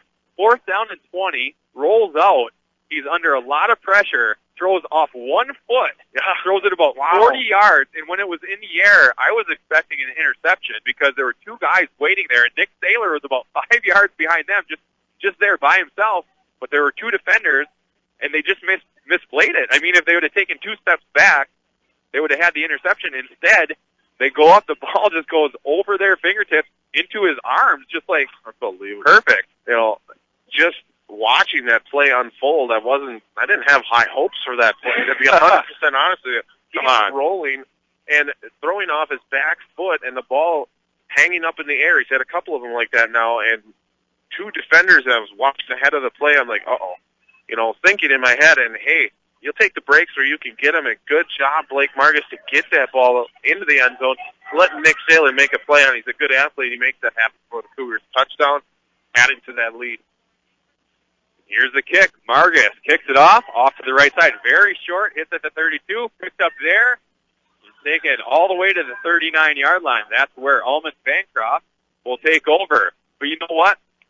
It was a break, but give Margus credit, though, for throwing that ball, because even if it was intercepted, they were going to be starting at, the 1-yard line. So it was good to force that play and give it a chance, because if he would have just, if he wouldn't have thrown it and gotten sacked, they would have had the ball at the 40-yard line. So at least he threw it up, and, good for Coleman. Something good happened. Just like a punt in that situation. The Eagles have the ball. Up the middle they go, and they pick up about 4 yards. Dylan Bunders. No, that was Bumgartner. Bumgartner with a 4-yard pickup. It'll bring up second down and 6 for Almond Bancroft. What a game this has been so far. Coleman leads 26-14 with 7 minutes, 8 seconds left in the third quarter. The Eagles break huddle, one receiver to the left. Everybody else in tight. They have motion to the right. They go up the middle again, and nothing's doing. Coleman all over that one. Gunner Patz and the rest of his friends busted through. That's going to bring up a third down and 6. They got nothing. Actually, that's generous, because I thought he lost some yardage on that one. Third down, one receiver to the left. Everybody else in tight for the Eagles. Rixmeyer in the pistol. He gets it. He hands it off the left side to Kollick. Kollick has room up the left side into Coleman Cougar territory, all the way to the 40-yard line, and it looks like we may have a late hit out of bounds, too, tacked onto that. Yeah, it looks like it. It's hard to see all the way across the field from right here, but if you can picture this, around the outside of this field is a cyclone fence about 3-4 feet high, and it's right on the field of play. I mean, there's only a few feet. Looks like a young man from the Eagles there running into that fence, so you got to think that was a little bit of a late hit as he was going out of bounds. And that's what they're calling. The referees are marking it off. A tough penalty for the Cougars, something that's another mistake, mentally mistake, that you gotta know that running back, receiver, whoever is going out of bounds, you can't hit him as he's going out of bounds, because that referee can call that every time for the safety of the young man. The Eagles break huddle. Here's the snap. Off the right side, Stachinsky takes him down after a pickup of 1. Bumgartner tried to go off the right side, but Stachinsky was there, and he brings him down. You're not going to get away from him too often. When he gets his miss on you, you're going down most of the time, it looks like. On all of these Coleman Cougar defensive backs, linebackers, even the front 4, front 5, they're a good tackling team here. They don't let a lot of broken tackles go. Second down and 9. They go to the left side again. Pick up a couple. Kollick on the carry there. They tried the same play they had earlier that picked up a lot of yardage, but this time Coleman corralled it. It'll bring up second down and 5 for the Eagles. Third down, from the 21-yard line. 5 minutes, 19 seconds left in the third quarter. Coleman, 26. Almond Bancroft, 14. One wide receiver to the right. Everybody else in tight. Kollick goes in motion. They do an inside handoff. There's room to the 20. Taken down. Good job there by Nick Saylor. Or was that was Margus. He closed it off because there was a lot of room for Bunders. Austin Bunders had a lot of room to the goal line, and Margus closed it off and took him down at about the 16-yard line. It's going to bring up a 4th and 1. Saved the first down there for the moment at least, and Coleman Cougars got to tighten up right here. You need a big play winding down this third quarter. Start that dagger going here right now with a big stop. You got that right. 4th and 1. Here's the play. Rixmeyer has the first down and more. He had a huge hole off the left side, and he brings it all the way down to about the 8-yard line. It'll be first down and 10 from the 8-yard line for the Eagles. With 4 minutes, 21 seconds left in the third quarter, Coleman leads 26-14. These Eagles aren't going away yet. No, absolutely not. This is a good football team, and right there, the junior quarterback calling his own number and just, hey, we've been running this sweep option going on. It wasn't working. I'm going to take this one myself and get us a first down. Here's the play off the left side. Baumgartner, nice pickup. He got all the way down to the 2-yard line, picks up 6. That'll bring up second down and goal from the 2-yard line. 3 minutes, 45 seconds left in the third quarter. The Eagles trying to answer. They trail 26-14. Baumgartner is their man from short distances, a tough running back here for the Eagles, and Cougars got to put a stop to him right now. Here's the snap. Baumgartner off the left side, and he's taken down. You got nothing. Is that Rickmere that had that? Looks like it. Rickmere kept it. Nothing doing there, though. A lot of misdirection, and hard to see there that the Eagles run that misdirection very, very well, and actually may have lost the yard on that. Third down and goal from the 3-yard line. He did lose the yard. 3 minutes left in the third quarter. Coleman 26. Almond Bancroft 14. They break huddle. One receiver splits out to the right. Everybody else in tight. Pollock in motion. They pitch it to him. Makes one man miss. Actually, that was Austin Thunders, I believe, and it was, and he gets into the end zone. Made one man miss. And got into the end zone, and the Eagles answer right back. Austin Thunders at the 2:39 mark of the third quarter. 3-yard touchdown run. And we await the extra point. It is now Coleman 26, Almond Bancroft 20. As we await this extra point, Eric Demir comes on to kick the extra point. Had to tie his shoe first, but he's all set now.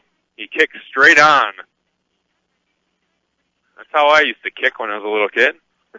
Here's the snap. Kick is up. And the kick is good. So at the 2:39 mark of the third quarter, Coleman now leads 26-21. Jake and I will take a quick break and be back on Hits 96. Find your next truck at Kane, the #1 truck destination north of Green Bay for 2015. From the most dependable full-size pickups on the road, Kane delivers Silverado. Or the most advanced pickup ever, Kane delivers Sierra. Right now, visit Kane in Marinette or O'Connell to enter the Chevrolet Packers Ultimate Fan Sweepstakes. Win a 2016 Chevrolet and other great prizes. Over 300 quality vehicles at KaneGM.com, O'Connell and Marinette. Welcome back to Almond Bancroft High School, where we have a good game going on right now. Coleman keeps trying to put this game away, and the Eagles keep fighting back. And right now, with 2 minutes, 39 seconds left in the third quarter, Coleman leads 26-21. Coleman Cougars right here getting the ball back. Hey, 5-point lead. You need to come down here, and you need to just take your time, get a nice long drive, and get another score. You got to stay ahead of this team because you know what? They're not going away lightly. Going from that 12-point lead, man, they're dialing it in here a little bit. Coleman Cougars need to get a good read here. Here's a kick. It goes out of bounds, it looks like, and it does, and there's a flag. I'm not sure what that was. It looked like it was somewhere between an onside kick and just a worm burner that they tried to do, but it goes out of bounds. You know, looking at it, watching a pregame and stuff like that, like we had mentioned a little bit earlier, Eric, they're doing some directional kicking, maybe kicking it to, maybe they saw something in game film or something where there's some gaps in the Coleman Cougars special team, and maybe trying to get somebody, kick it down to like the 20, 30-yard line and go get it, see if they can beat them there. You might be right, but didn't work that time. Coleman will take over first down and 10 at their own 35-yard line with 2 minutes, 39 seconds left in the third quarter. They lead 26-21. Coleman breaks huddle. They're traveling right to left on your Hits 96 radio dial. Here's the snap. Off the left side, there's a hole over the 40-yard line. Nice pickup there. Ushka off the left side. Very nice pickup on first down. All the way up to the 43-yard line. Great pickup there.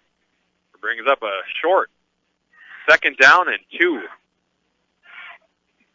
Says 2nd down and 3, but I'm going to say 2 because that's what it looks like to me.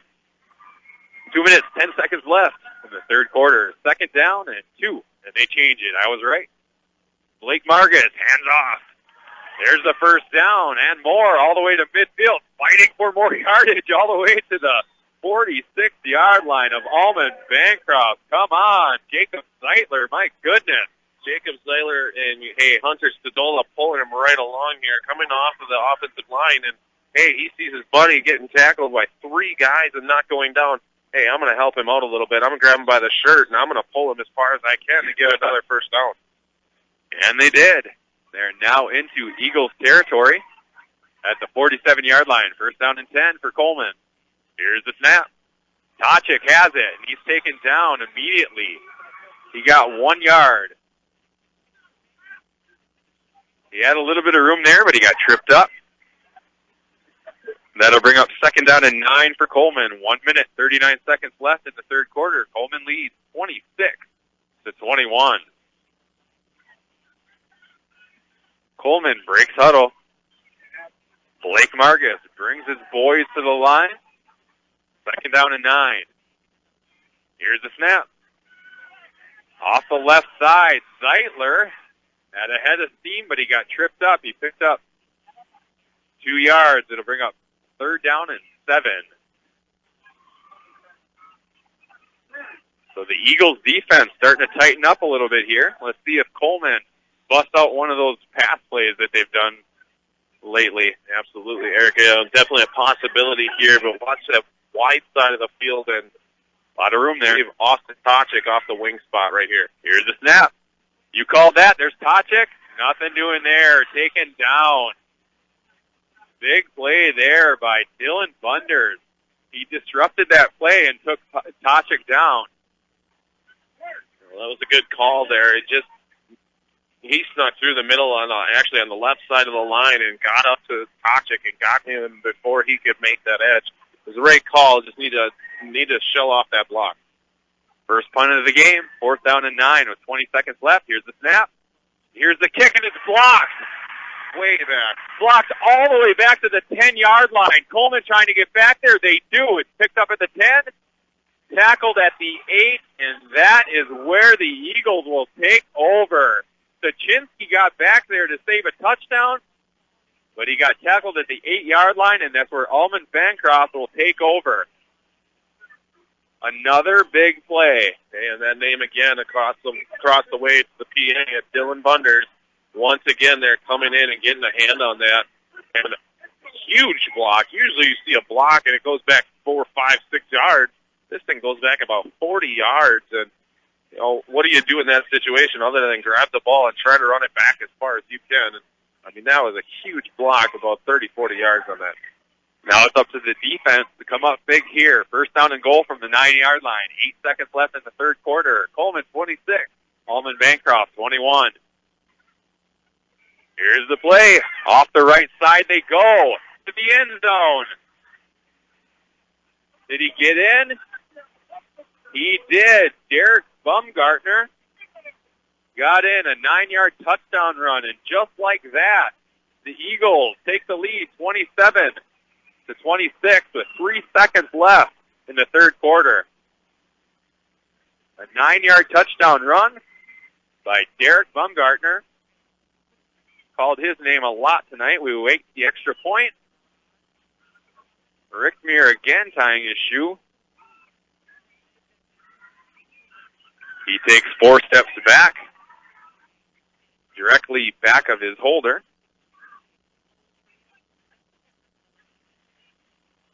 Here's the snap. The kick is up, and the kick is good. So after that, Almond Bancroft now leads 28-26 with 3 seconds left in the third quarter. We'll take a quick break and be back on Hits 96. Farmers and Merchants Bank and Trust offers a variety of loan programs, vehicle loans, personal loans, and commercial loans. They do real estate mortgages, offer home equity options, and work with government loan programs. Farmers and Merchants Bank and Trust is here to serve you in 3 locations: Lovington Street in Marinette, Roosevelt Road in Marinette, and Highway 141 in Crivets. They can show you how to make your banking life easier, save you time, and save you money. Contact them today. Farmers and Merchants Bank and Trust, member FDIC. Welcome back to Almond Bancroft High School, where the Eagles have struck and have taken the lead just like that with 3 seconds left in the third quarter. They lead 28-26, and we're getting ready for the kickoff. Coleman, time to answer. Absolutely, Eric. You know, you look at this team. Okay, 3 seconds left in the third quarter. There's still 12 minutes after that to go. There's nothing to worry about here. You're down by 2. Hey, you get big drive down towards the end of the game, and you're still in this position.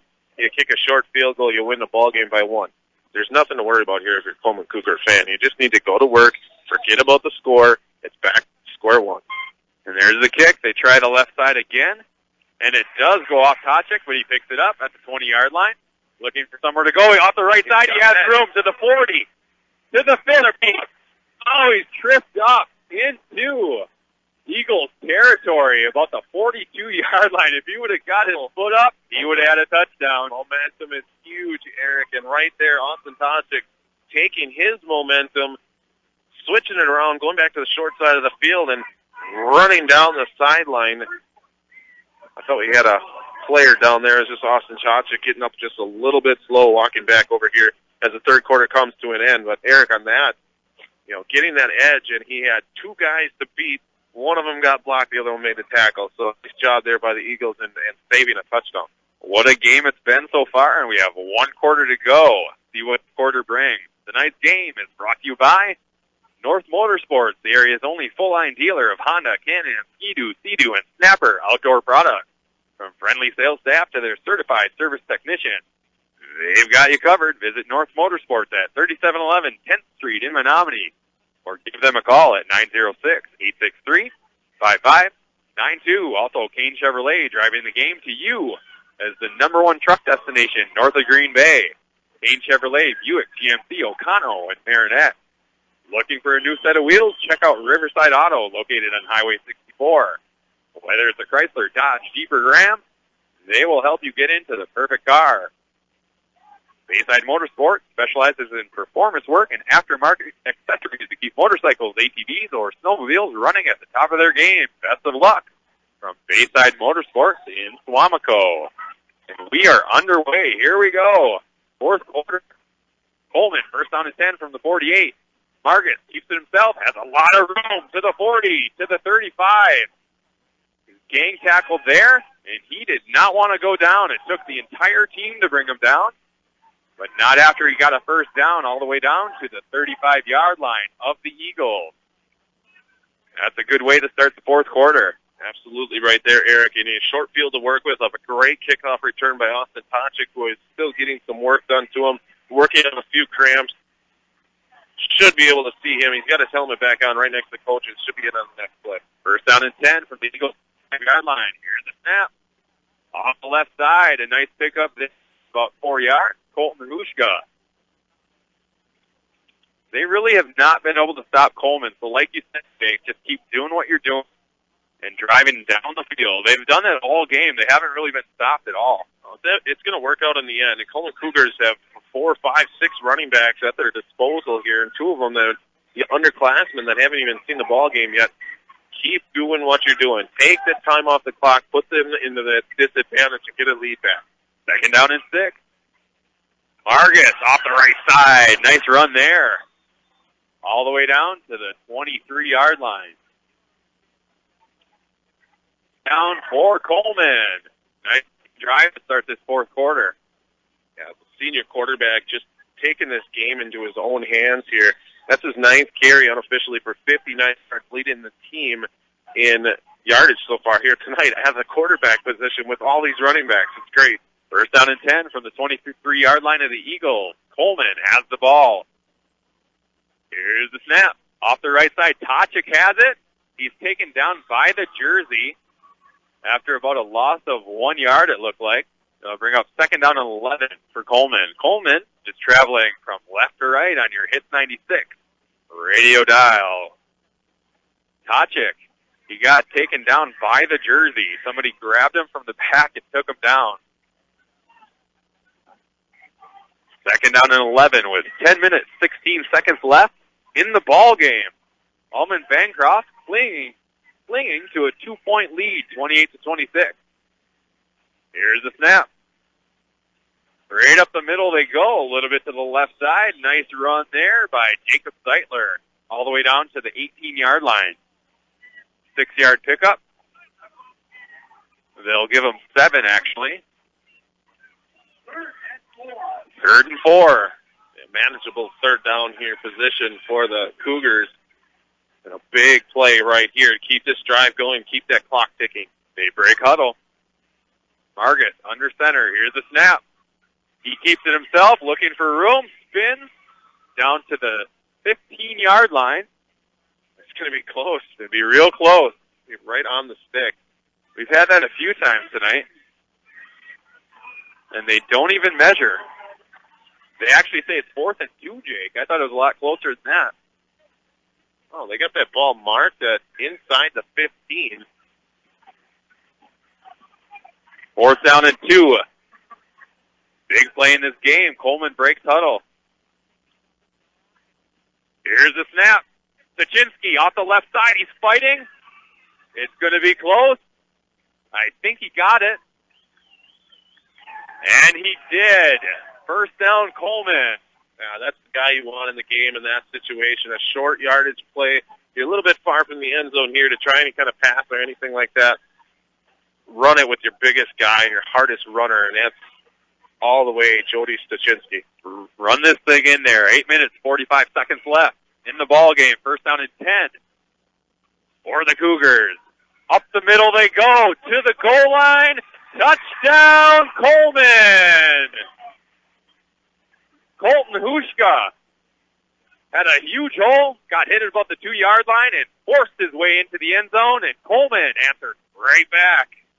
Huge play by the junior, and then Colton just keeping his feet turning and getting to the end zone with all he could do. You know, getting hit, all these Coleman Cougar running backs right now, taking hits, keeping their feet going, their friends coming up to help them out, pull them by the jersey, whatever it takes to get that extra yard or two. And right there, Colton Huska doing it all himself, getting to the end zone, getting that lead right back from the Eagles. Coleman going for 2. Here's the snap. Off the right side they go, and they got in there. Jacob Zeitler, 2-point conversion is good. And the score is now Coleman, 34. Almond Bancroft, 28. Just like that, Coleman comes right back. Just like we said, keep doing what you're doing. Hey, you've been running the ball all game long with efficiency, and hey, drive for 5, and that's what the Coleman Cougars have been doing. A great job of controlling that clock. Now you put the Eagles into a position where it's, hey, we're down 6 points right now. We need a touchdown extra point. They got a good extra point kicker. That's not the problem. It's getting some offense generated, and the Eagles haven't been doing that very well. Of late, they have been. They've been doing a good job getting a couple of quick drives going, but again, based on big plays, had any sustained drives though? Absolutely not. And if you're the Eagles right now, to see the other side of the fence, you need a big, long drive to put the Coleman Cougars in a big position to get a short drive quickly down the field to get the game-winning score. The Coleman Cougars defense is huge right here. You need to come up with a big stop and get that ball right back. What a game this has been. Great Friday night, great playoff football. Hey, having a great time. Welcome to the Eminent Conference. Yeah, Eric, as you were enjoying it. Calling Marinette Marines all season long, and something different. I'm having a good time. Ground and pound type of offense here. Here's the kick. All the way to the 6-yard line. They make the reverse, go up the right side. They have room up to the 30, up to the 35. And that's where the Eagles will take over. First down and 10 with 8 minutes, 35 seconds left in this ball game. And they trail Coleman by 6, 34-28. Give Coleman a lot of credit tonight. A lot of not necessarily bad breaks, but a lot of big plays have gone against them, and they keep fighting back. Absolutely, Eric. You got a 100-plus yard touchdown return on an interception. A couple other bad plays that didn't go their way. Coleman Cougars, hey, very tenacious and just keeping going. And you're right in this ball game here. You're in the driver's seat. Here's the snap. They pitch it to the left side. There's room. Oh, and a big hit. He picks up 8. Austin Thunders, and he is taken out of bounds forcefully, and he's not very happy about it. A big 9-yard pickup. He's still upset about that, but it was just a hard play. It was done inbounds. He was taken out of bounds, but it was hit inbounds, though. Very hard hit, and hey, he kept his head up. He didn't go and lead in with his head. That could have been a little bit dangerous. It was a legal play. I mean, it was a hard hit, no doubt about that. But here's a pop all the way up here to the crow's nest, and nice hard hit, and hey, that's football right there. Good job. Second down and 1, 8 minutes, 17 seconds left in this ball game. Here's the snap. Off the left side. They're stopped short, but there is a flag. That's in the neighborhood of a face mask, unfortunately, there, Eric. 2 Coleman Cougars coming over, Tochik and Blanchard, and that is in the neighborhood of a face mask. But it's going to go against the Eagles. Hold as well. It's right there at that line of scrimmage, and only 1 yard to go. With 2 Coleman Cougars coming in there, you worry about that hand slipping down, grabbing the face mask, but also a hold on there. Baumgartner tried to get to the first. Instead, there's a flag, and that'll push him back. A big break there for the Coleman Cougars, and a 2nd and 1 in a drive that's going to keep going. Now you're looking at 2nd and 11 or 12, depending on where they mark this penalty off. They mark it to the 35, so it'll be 2nd and 9. Big play there, though. A spot foul penalty, just as we've mentioned earlier in the broadcast here, goes from where the hold took place, not from the original line of scrimmage. 2nd down and 9 for the 35-yard line. 1 receiver to the right. Everybody else in tight. Rickmeyer gets it. They're trying the option. They pitch it to the right side. Taken down at the 40-yard line. Some of it back there by the Eagles, and then they called a flag. I think it may be a face mask. The home crowd is excited. Something happened on the far side of the field. Let's see what they call here. They do call face mask a 5-yard version. Incidental. So that's an automatic first down with 7 minutes, 44 seconds left in this game. Coleman leads 34-28. This is like a heavyweight fight. Both these guys just throwing punches at each other, neither one giving in. Oh, absolutely. You just see one team maybe getting that lead. Coleman starting off 12-0. Eagles coming back from a 13-point deficit. It's just been back and forth, the wiggle room here all night. Here's the snap. They go off the left side. Nothing doing. Nice hit. No pickup there. Jacob Zeitler on the hit with that one. Zeitler got in there. That was Kolek trying to get off that left side. He could not do it. He gets back to the line of scrimmage. That'll bring up 2nd down and 10. 7 minutes, 7 seconds left in this ball game. Coleman 38, Almond Bancroft.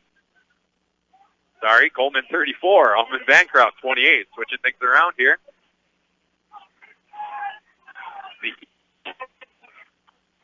Up to the ball.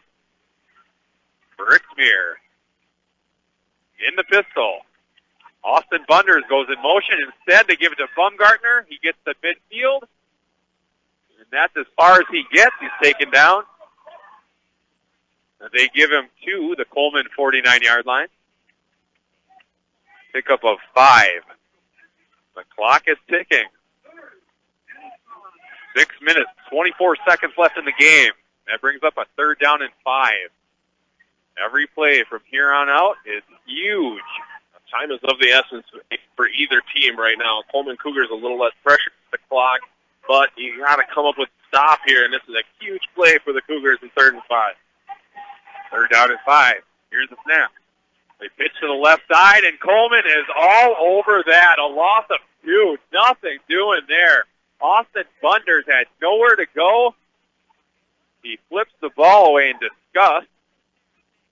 And it's going to bring up a huge 4th down because you have to believe if Coleman gets the ball back, they might be able to run the clock out because of the way they run that offense. Absolutely. Both teams 3 timeouts here, coming up on 5.5 to go. 4 down territory for the Eagles. And a good job on that last play by Jacob Zlaitler coming from the middle linebacker position, making a play and knocking him behind the line of scrimmage. Here's a snap. Huge play. Rick Meyer back. He goes deep over the middle, and it's caught. What a catch at the 35-yard line of Coleman. Again, I think that was Dylan Bunders again, Jake. My goodness, he's been all over the place making big plays tonight. He's a very talented young man, and making some big plays on defense and on offense. Great catch, going over the middle, a dangerous spot to be, a dangerous throw. Hey, good pitch and catch there, Wyatt to Bunders. That was basically to save their season. First down and 10 from the Coleman 35-yard line. 5 minutes, 8 seconds left in the ball game. Coleman, 34. Almond Bancroft, 28. One receiver to the left. Now there's 2. Here's a snap. The football on the ground. They're going for it. Coleman has it at the 45-yard line. And it was Austin Tachek who jumped on the ball.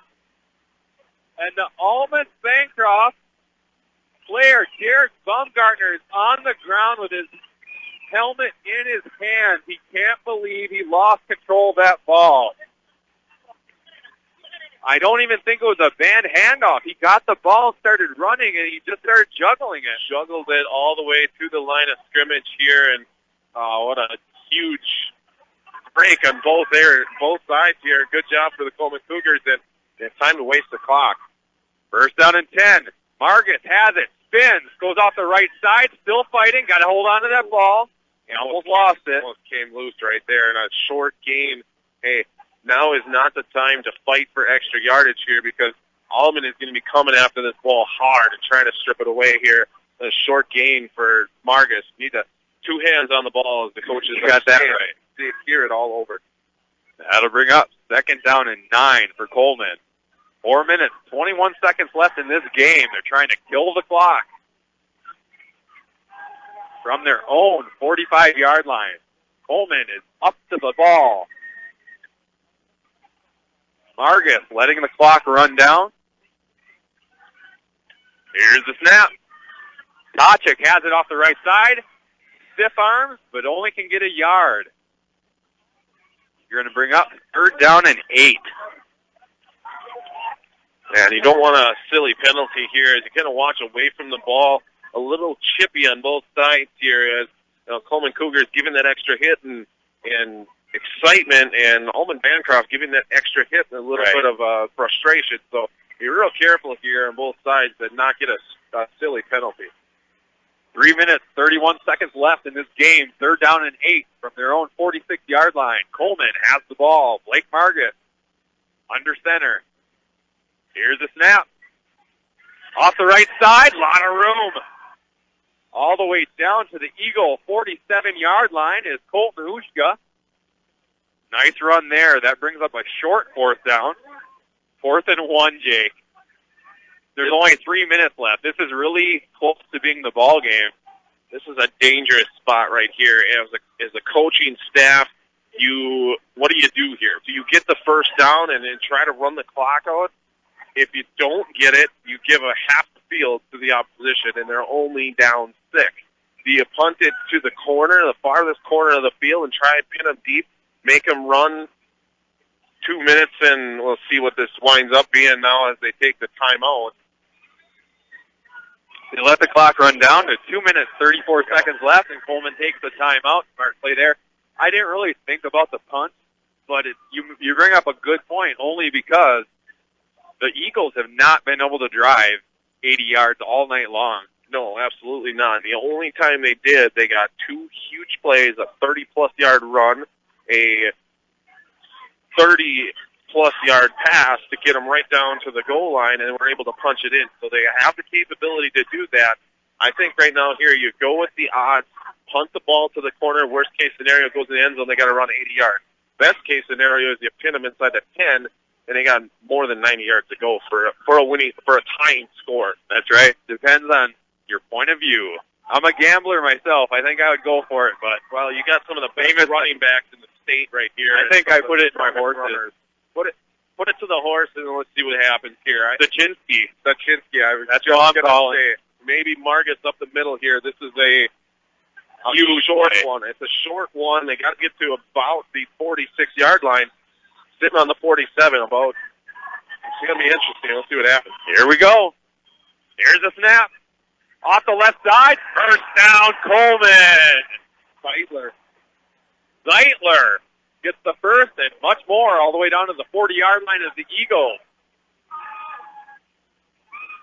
2 minutes, 29 seconds left in this ball game. Biggest run of that young man's life so far, definitely. A huge run. Hey, he's been probably the strongest runner here today. It was cool to see, too, because once he had the first, Margus stuck his hand up in the air. Yeah, he's excited. All these guys are doing it. It's getting closer. It's not over yet. You need to put the gas pedal down here and put them away. First down and 10 from the Eagles' 40-yard line. Here's the snap. Up the middle they go. Not much doing there. Colton Hushka picks up a yard. Let's see if the Eagles call timeout. We do have a timeout. We're going to take a quick break and be back on Hits 96. Bayside Motorsports and Cycle is your full-line service destination, servicing most makes and models of ATVs and motorcycles, from a simple tune-up and oil change to major engine overhaul. Their expanded service department will have you back on your machine fast. Bayside Motorsports and Cycle also specializes in motorcycle and ATV performance to keep you a step above your competition. Ask about their service specials.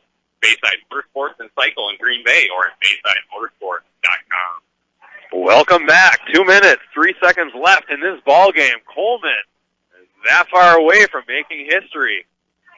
Yeah, this game means a lot to this Coleman Cougars football team, their fans, their community. Anybody who's not there tonight, you're listening at home, we appreciate it. It's been a great contest between both teams here so far tonight. Can't wait for this final 2 minutes, Eric. Here we go. We're underway. Here's the snap. Pitch to the left side. Tachik tries to string it out. Makes one man miss down to the 35-yard line. Nice job there. Timeout again. That'll be the second timeout by the Eagles. So basically one more first down and this game is over. With 1 minute, 56 seconds left in this game, Coleman clinging to a 6-point lead, 34-28. So let's say good luck to the Coleman Cougars tonight from Starzer Meat. Starzer Meat located in town, and also from Secrets Boutique in Peshtigo. They both want to say good luck to the Coleman Cougars. Coleman, 2 minutes away from advancing in the WIAA playoff. And quick look and see what Jim's got for us here. Looks like Pepin Alma 21, Spring Valley 12. 2 minutes to go in that one as well. So a couple of great contests here in Division 7 on this side of the bracket. And bodes well for next week. Both teams, we're not sure of the fate here, or both games, rather, we're not sure of the fate just yet. Coleman Cougars in the driver's seat, 3rd and 4, less than 2 minutes to go. They need a first down to seal the deal. 4 yards to win this game. That's basically what it comes down to. 3rd down and 4. Here's the snap. Off the right side. Nothing doing. Oh, he loses the ball, but I think the whistle. The whistles had already blown, thankfully. I got popped there as the whistle was blowing. That ball comes squirting out of there. And, you know, right away, both referees, both side judges on both sides, pointing to the ground. They had blown the whistle. Play was dead. Progress was stopped. And now they're looking at a 1 yard gain on that. So 4th and 3, decision time here for Coach Bronson. We want to mention that throughout the year, we have a timeout on the field. The WIAA and Rural Mutual Insurance seeks to find those schools and communities that demonstrate great examples of good sportsmanship. Practicing sportsmanship teaches us to respect everyone. The signs of sportsmanship are showing up everywhere in helping hands and hard work, whether you are the star on the sideline, you live in the city or the country crossroad. Sportsmanship is always in season in Wisconsin. Let's see if your school can become the next winners of the WIA and Rural Mutual Insurance Sportsmanship Award. Fourth down and 3 for Coleman. 1 minute, 51 seconds left. Here's a snap.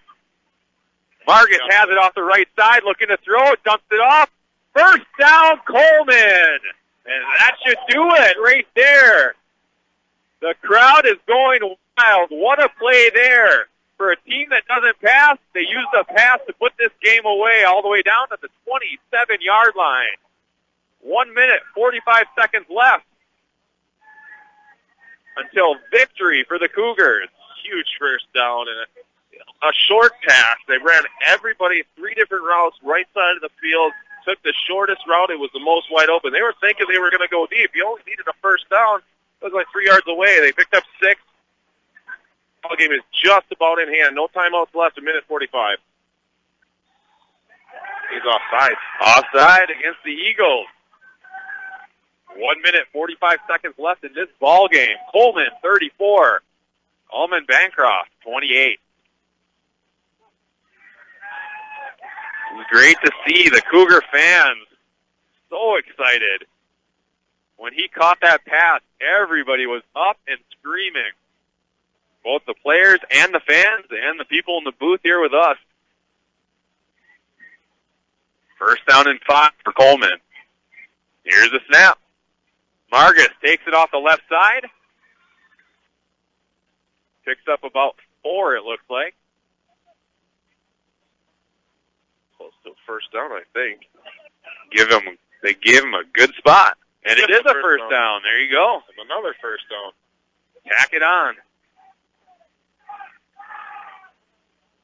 First down, Coleman.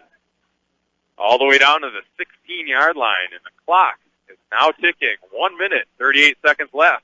Now, with the first down right here, you can sit back and kneel on this ball. Victory formation. Victory formation. There it is, as everybody comes in tight. We'll wait for the back judge to start his count before snapping this ball. Blake Margus taking his time. And he drops to a knee.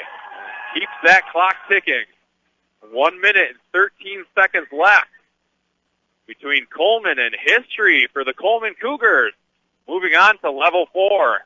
Fantastic. And honestly, a great ball game all the way around. Both teams, Coleman jumping out to that 12-point lead right away. And, to give a lot of credit to the Almond Bancroft Eagles, did not give up. Got right back in this game, took the lead from Coleman. Coleman never gave up either, and they came back, took it right back from them, and going on to victory and into history books for the Coleman Cougars and their school. Level 4, here they come. Level 4 next week, 36 seconds left. The crowd is going wild. People jumping up and down. The players pushing each other, jumping up and down, high fives all around. Great night to be a Coleman Cougar. 19 seconds left. Blake Margus looks to end this game. He takes a knee, and there it is. The Coleman Cougars will advance to level 4 with a big victory tonight against the Almond Bancroft Eagles, 34-28. History. Zeros on the clock. That's fantastic. Congratulations to the Coleman Cougars, and a big, huge congratulations to Almond Bancroft Eagles falling tonight to a very good football team. They're a very well-coached football team and a very talented football team. So looking at their roster here so far, looking at a lot of underclassmen here, this team is going to be right back here next year, definitely. 2 great teams and a great night of football. We've enjoyed it, and Coleman comes out on top. We'll take a quick break, tally up some stats, and be right back on Hits 96. Prestige Auto Body and Truck Repair has over 25 years of experience to make your repairs fast, easy, and worry-free with around-the-clock towing, electronic estimating, early drop-off, pickup, delivery, and the comfort of knowing Prestige Auto Body and Truck Repair is an iCar Gold Class shop, one of only 25 in the state, located on the corner of Highway 64 and 180 in Marinette. Call 715-732-4544. That's 715-732-4544 to get your estimate today. Prestige Auto Body and Truck Repair. They take the worry out of your collision repair. Go west on 80 and holiday. Same old cars and trucks every day. Don't talk to the way you take that side. West on 80 Riverside. You get to the roundabout, make sure you yield. Don't go straight to the stall cornfield. Just turn left when you see that sign. Come on in to the riverside. We'll find one shoulder before. Turn you up and I'm run doors. Chrysler, Dodge, Jeep, and Ram trucks. Snow and see you big bucks. Come take a ride. If you dare, I'll quick cow to the country end. Big money on your next ride. When you see your friends that riverside from the west 64, see you there. Our front door in Barrington. Short trip for the when you take that drive. One way or another, it's the riverside. One way or another, it's the riverside.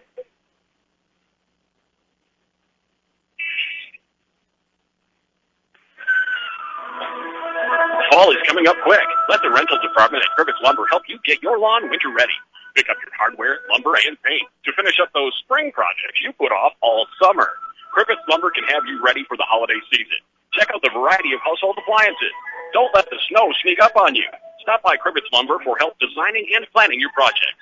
Cribbets Lumber, located on Main Street in Cribbets. Visit on Facebook or cribbetslumber.com.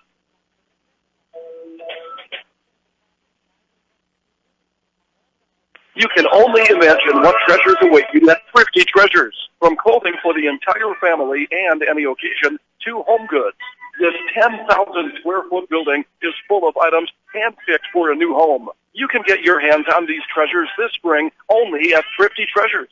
Thrifty Treasures open Monday through Saturday, 9 to 6. Located at 251 Front Street in Pestergo. Like us on Facebook and follow us for giveaways and upcoming sales. Welcome back to Almond Bancroft High School, where the Coleman Cougars make history tonight. The football players are running down and high-fiving all the fans. Celebrations everywhere. And moves on to level 4.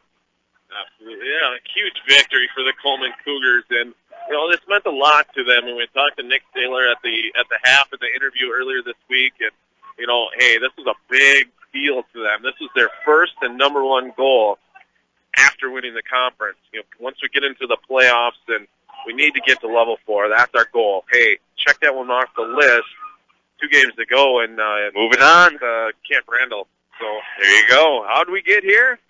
Well, at 8:34 in the first quarter, Colton Huska had a 3-yard touchdown run. The extra point was no good, and it was 6-0 Coleman. At the 7:50 mark, Austin Tochik had a 10-yard touchdown run. 2-point conversion was no good. It was 12-0 at the end of 1.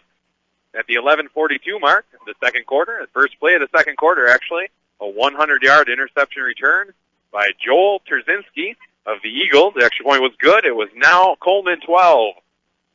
Almond Bancroft 7. At the 6:55 mark, we had a 16-yard touchdown run by Austin Tochik. 2-point conversion was good. It was now 20-7. At 36 seconds left in the first half, Derek Baumgartner had a touchdown run, a 3-yard touchdown run. The extra point was good. And at halftime, the score was 20-14 Coleman. To start the third quarter at 7 minutes, 30 seconds left. At the 7-minute, 30-second mark, the 34-yard touchdown pass from Blake Margus to Nick Saylor. 2-point conversion was no good. It was now Coleman 26, Almond Bancroft 14. At the 2:39 mark, there was a 3-yard touchdown run by Austin Bunder. The extra point was good. It was Coleman 26, the Eagles 21. With 3 seconds left in the third quarter, a 9-yard touchdown run by Derek Baumgartner. The extra point was good. And the Eagles took the lead going into the fourth quarter, 28-26. How did Coleman respond? At the 8:42 mark of the fourth quarter, the game-winning touchdown, an 11-yard touchdown run by Colton Huska. 2-point conversion was good. And that was the final score. Coleman 34, Almond Bancroft 28. Jake has some stats for you. All right. For Almond Bancroft Eagles tonight, Wyatt Rickmere, 5 passes tonight, 5 attempts rather, 3 completions for 62 yards and 2 interceptions. Austin Bunders, 10 carries, 34 yards. Derek Baumgartner, 13 carries for 36 yards and 2 scores. Wyatt Rickmere also carried the ball 3 times for 4 yards. And Noah Kolak, 4 carries for 59 yards. Dylan Bunders, kind of the story of the game for the Eagles and really kept them in it, really stepped up to the plate for the Eagles. He had 2 catches for 38 yards in the contest tonight. Over to the victorious Coleman Cougars, Blake Margus, 4 of 5, a touchdown, an interception, and 68 yards through the air. Austin Tonchik, 13 carries, 54 yards, and 2 scores. Jody Stachinski, 7 carries, 47 yards. Colton Huska, 15 carries, 65 yards, and 2 scores for him. Jacob Zeitler, a couple of huge first downs on his 8 carries for 47 yards. Blake Margus, 12 carries tonight, 69 yards for him. Nick Saylor also added in a carry for a couple of yards, and Jordan Blanchard, a 30-yard catch tonight. Nick Saylor, a touchdown catch from 34 yards out.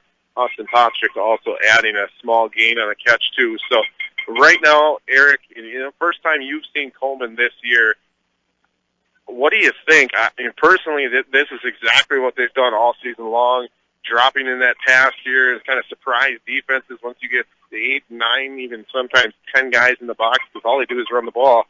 And, show truth to what they do all season long. It's just never give up. Well, what I saw is a very well-coached team, and the word that comes to mind is fundamental. My goodness, the way they tackle, the way they play their offense, running the football, playing hard all the time. A very impressive team, and I look forward to seeing more of them as they move forward. Absolutely. I look at this team, and they played hard tonight. They had their miscues, but this team is well-coached, and their coaching staff took them at halftime and said, hey, what's going on here? Guys, keep your heads up. Go into this halftime, this second half, and do what you do. Do what got you to this point in the season. You're undefeated for a reason. You're a good ball team. Come out here, play fundamental football. And that's exactly what they did in the second half. Got a couple of turnovers themselves and put some distance between them and the Eagles. Eagles climbed right back into it. They didn't give up either. Hats off to them. It's a good ball team, well-coached team from Almond Bancroft. And Coleman Cougars just on the right end of the stick here tonight and taking away a victory and getting to level 4. And tonight's victorious Coleman Cougars playoff game is brought to you by North Motorsports, the area's only full-line dealer of Honda, Can-Am, Ski-Doo, Sea-Doo, and Snapper outdoor products. From their friendly sales staff to their certified service technicians, they've got you covered. Visit North Motorsports at 3711 10th Street in Menominee or give them a call at 906-863-5592. Also, Kane Chevrolet, driving the game to you, is the #1 truck destination north of Green Bay. Kane Chevrolet, Buick, GMC, O'Connell, and Marinette. Looking for a new set of wheels? Check out Riverside Auto, located on Highway 64. Whether it's a Chrysler, Dodge, Jeep, or Ram, they will help you get into the perfect car. Bayside Motorsports specializes in performance work and aftermarket accessories to keep motorcycles, ATVs, or snowmobiles running at the top of their game. Best of luck from Bayside Motorsports in Swamico. And also, good luck tonight to the Coleman Cougars in their victory. From everybody at Starzer's Meat. Starzer Meat, located in Pound. Also, Secrets Boutique in Peshtigo. So, Jake, a big victory for Coleman.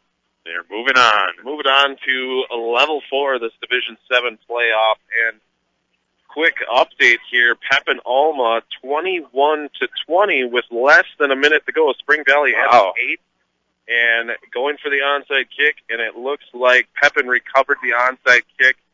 Coleman, Pepin Alma, the battle of heavyweights again. Pepin Alma, #1 seed coming out of the top part of this bracket.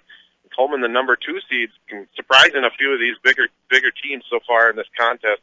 Well, looking back to last week in Hilbert Stockbridge, a great ball team and the #3 seed, undefeated as well. Coleman undefeated, taking out Almond Bancroft undefeated.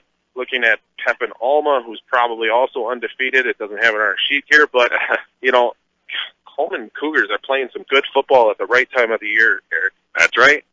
That'll do it from here with a final score. Coleman, 34. Almond Bancroft, 28. For Jake Scriven, I'm Eric Bergstrom. Thank you for listening.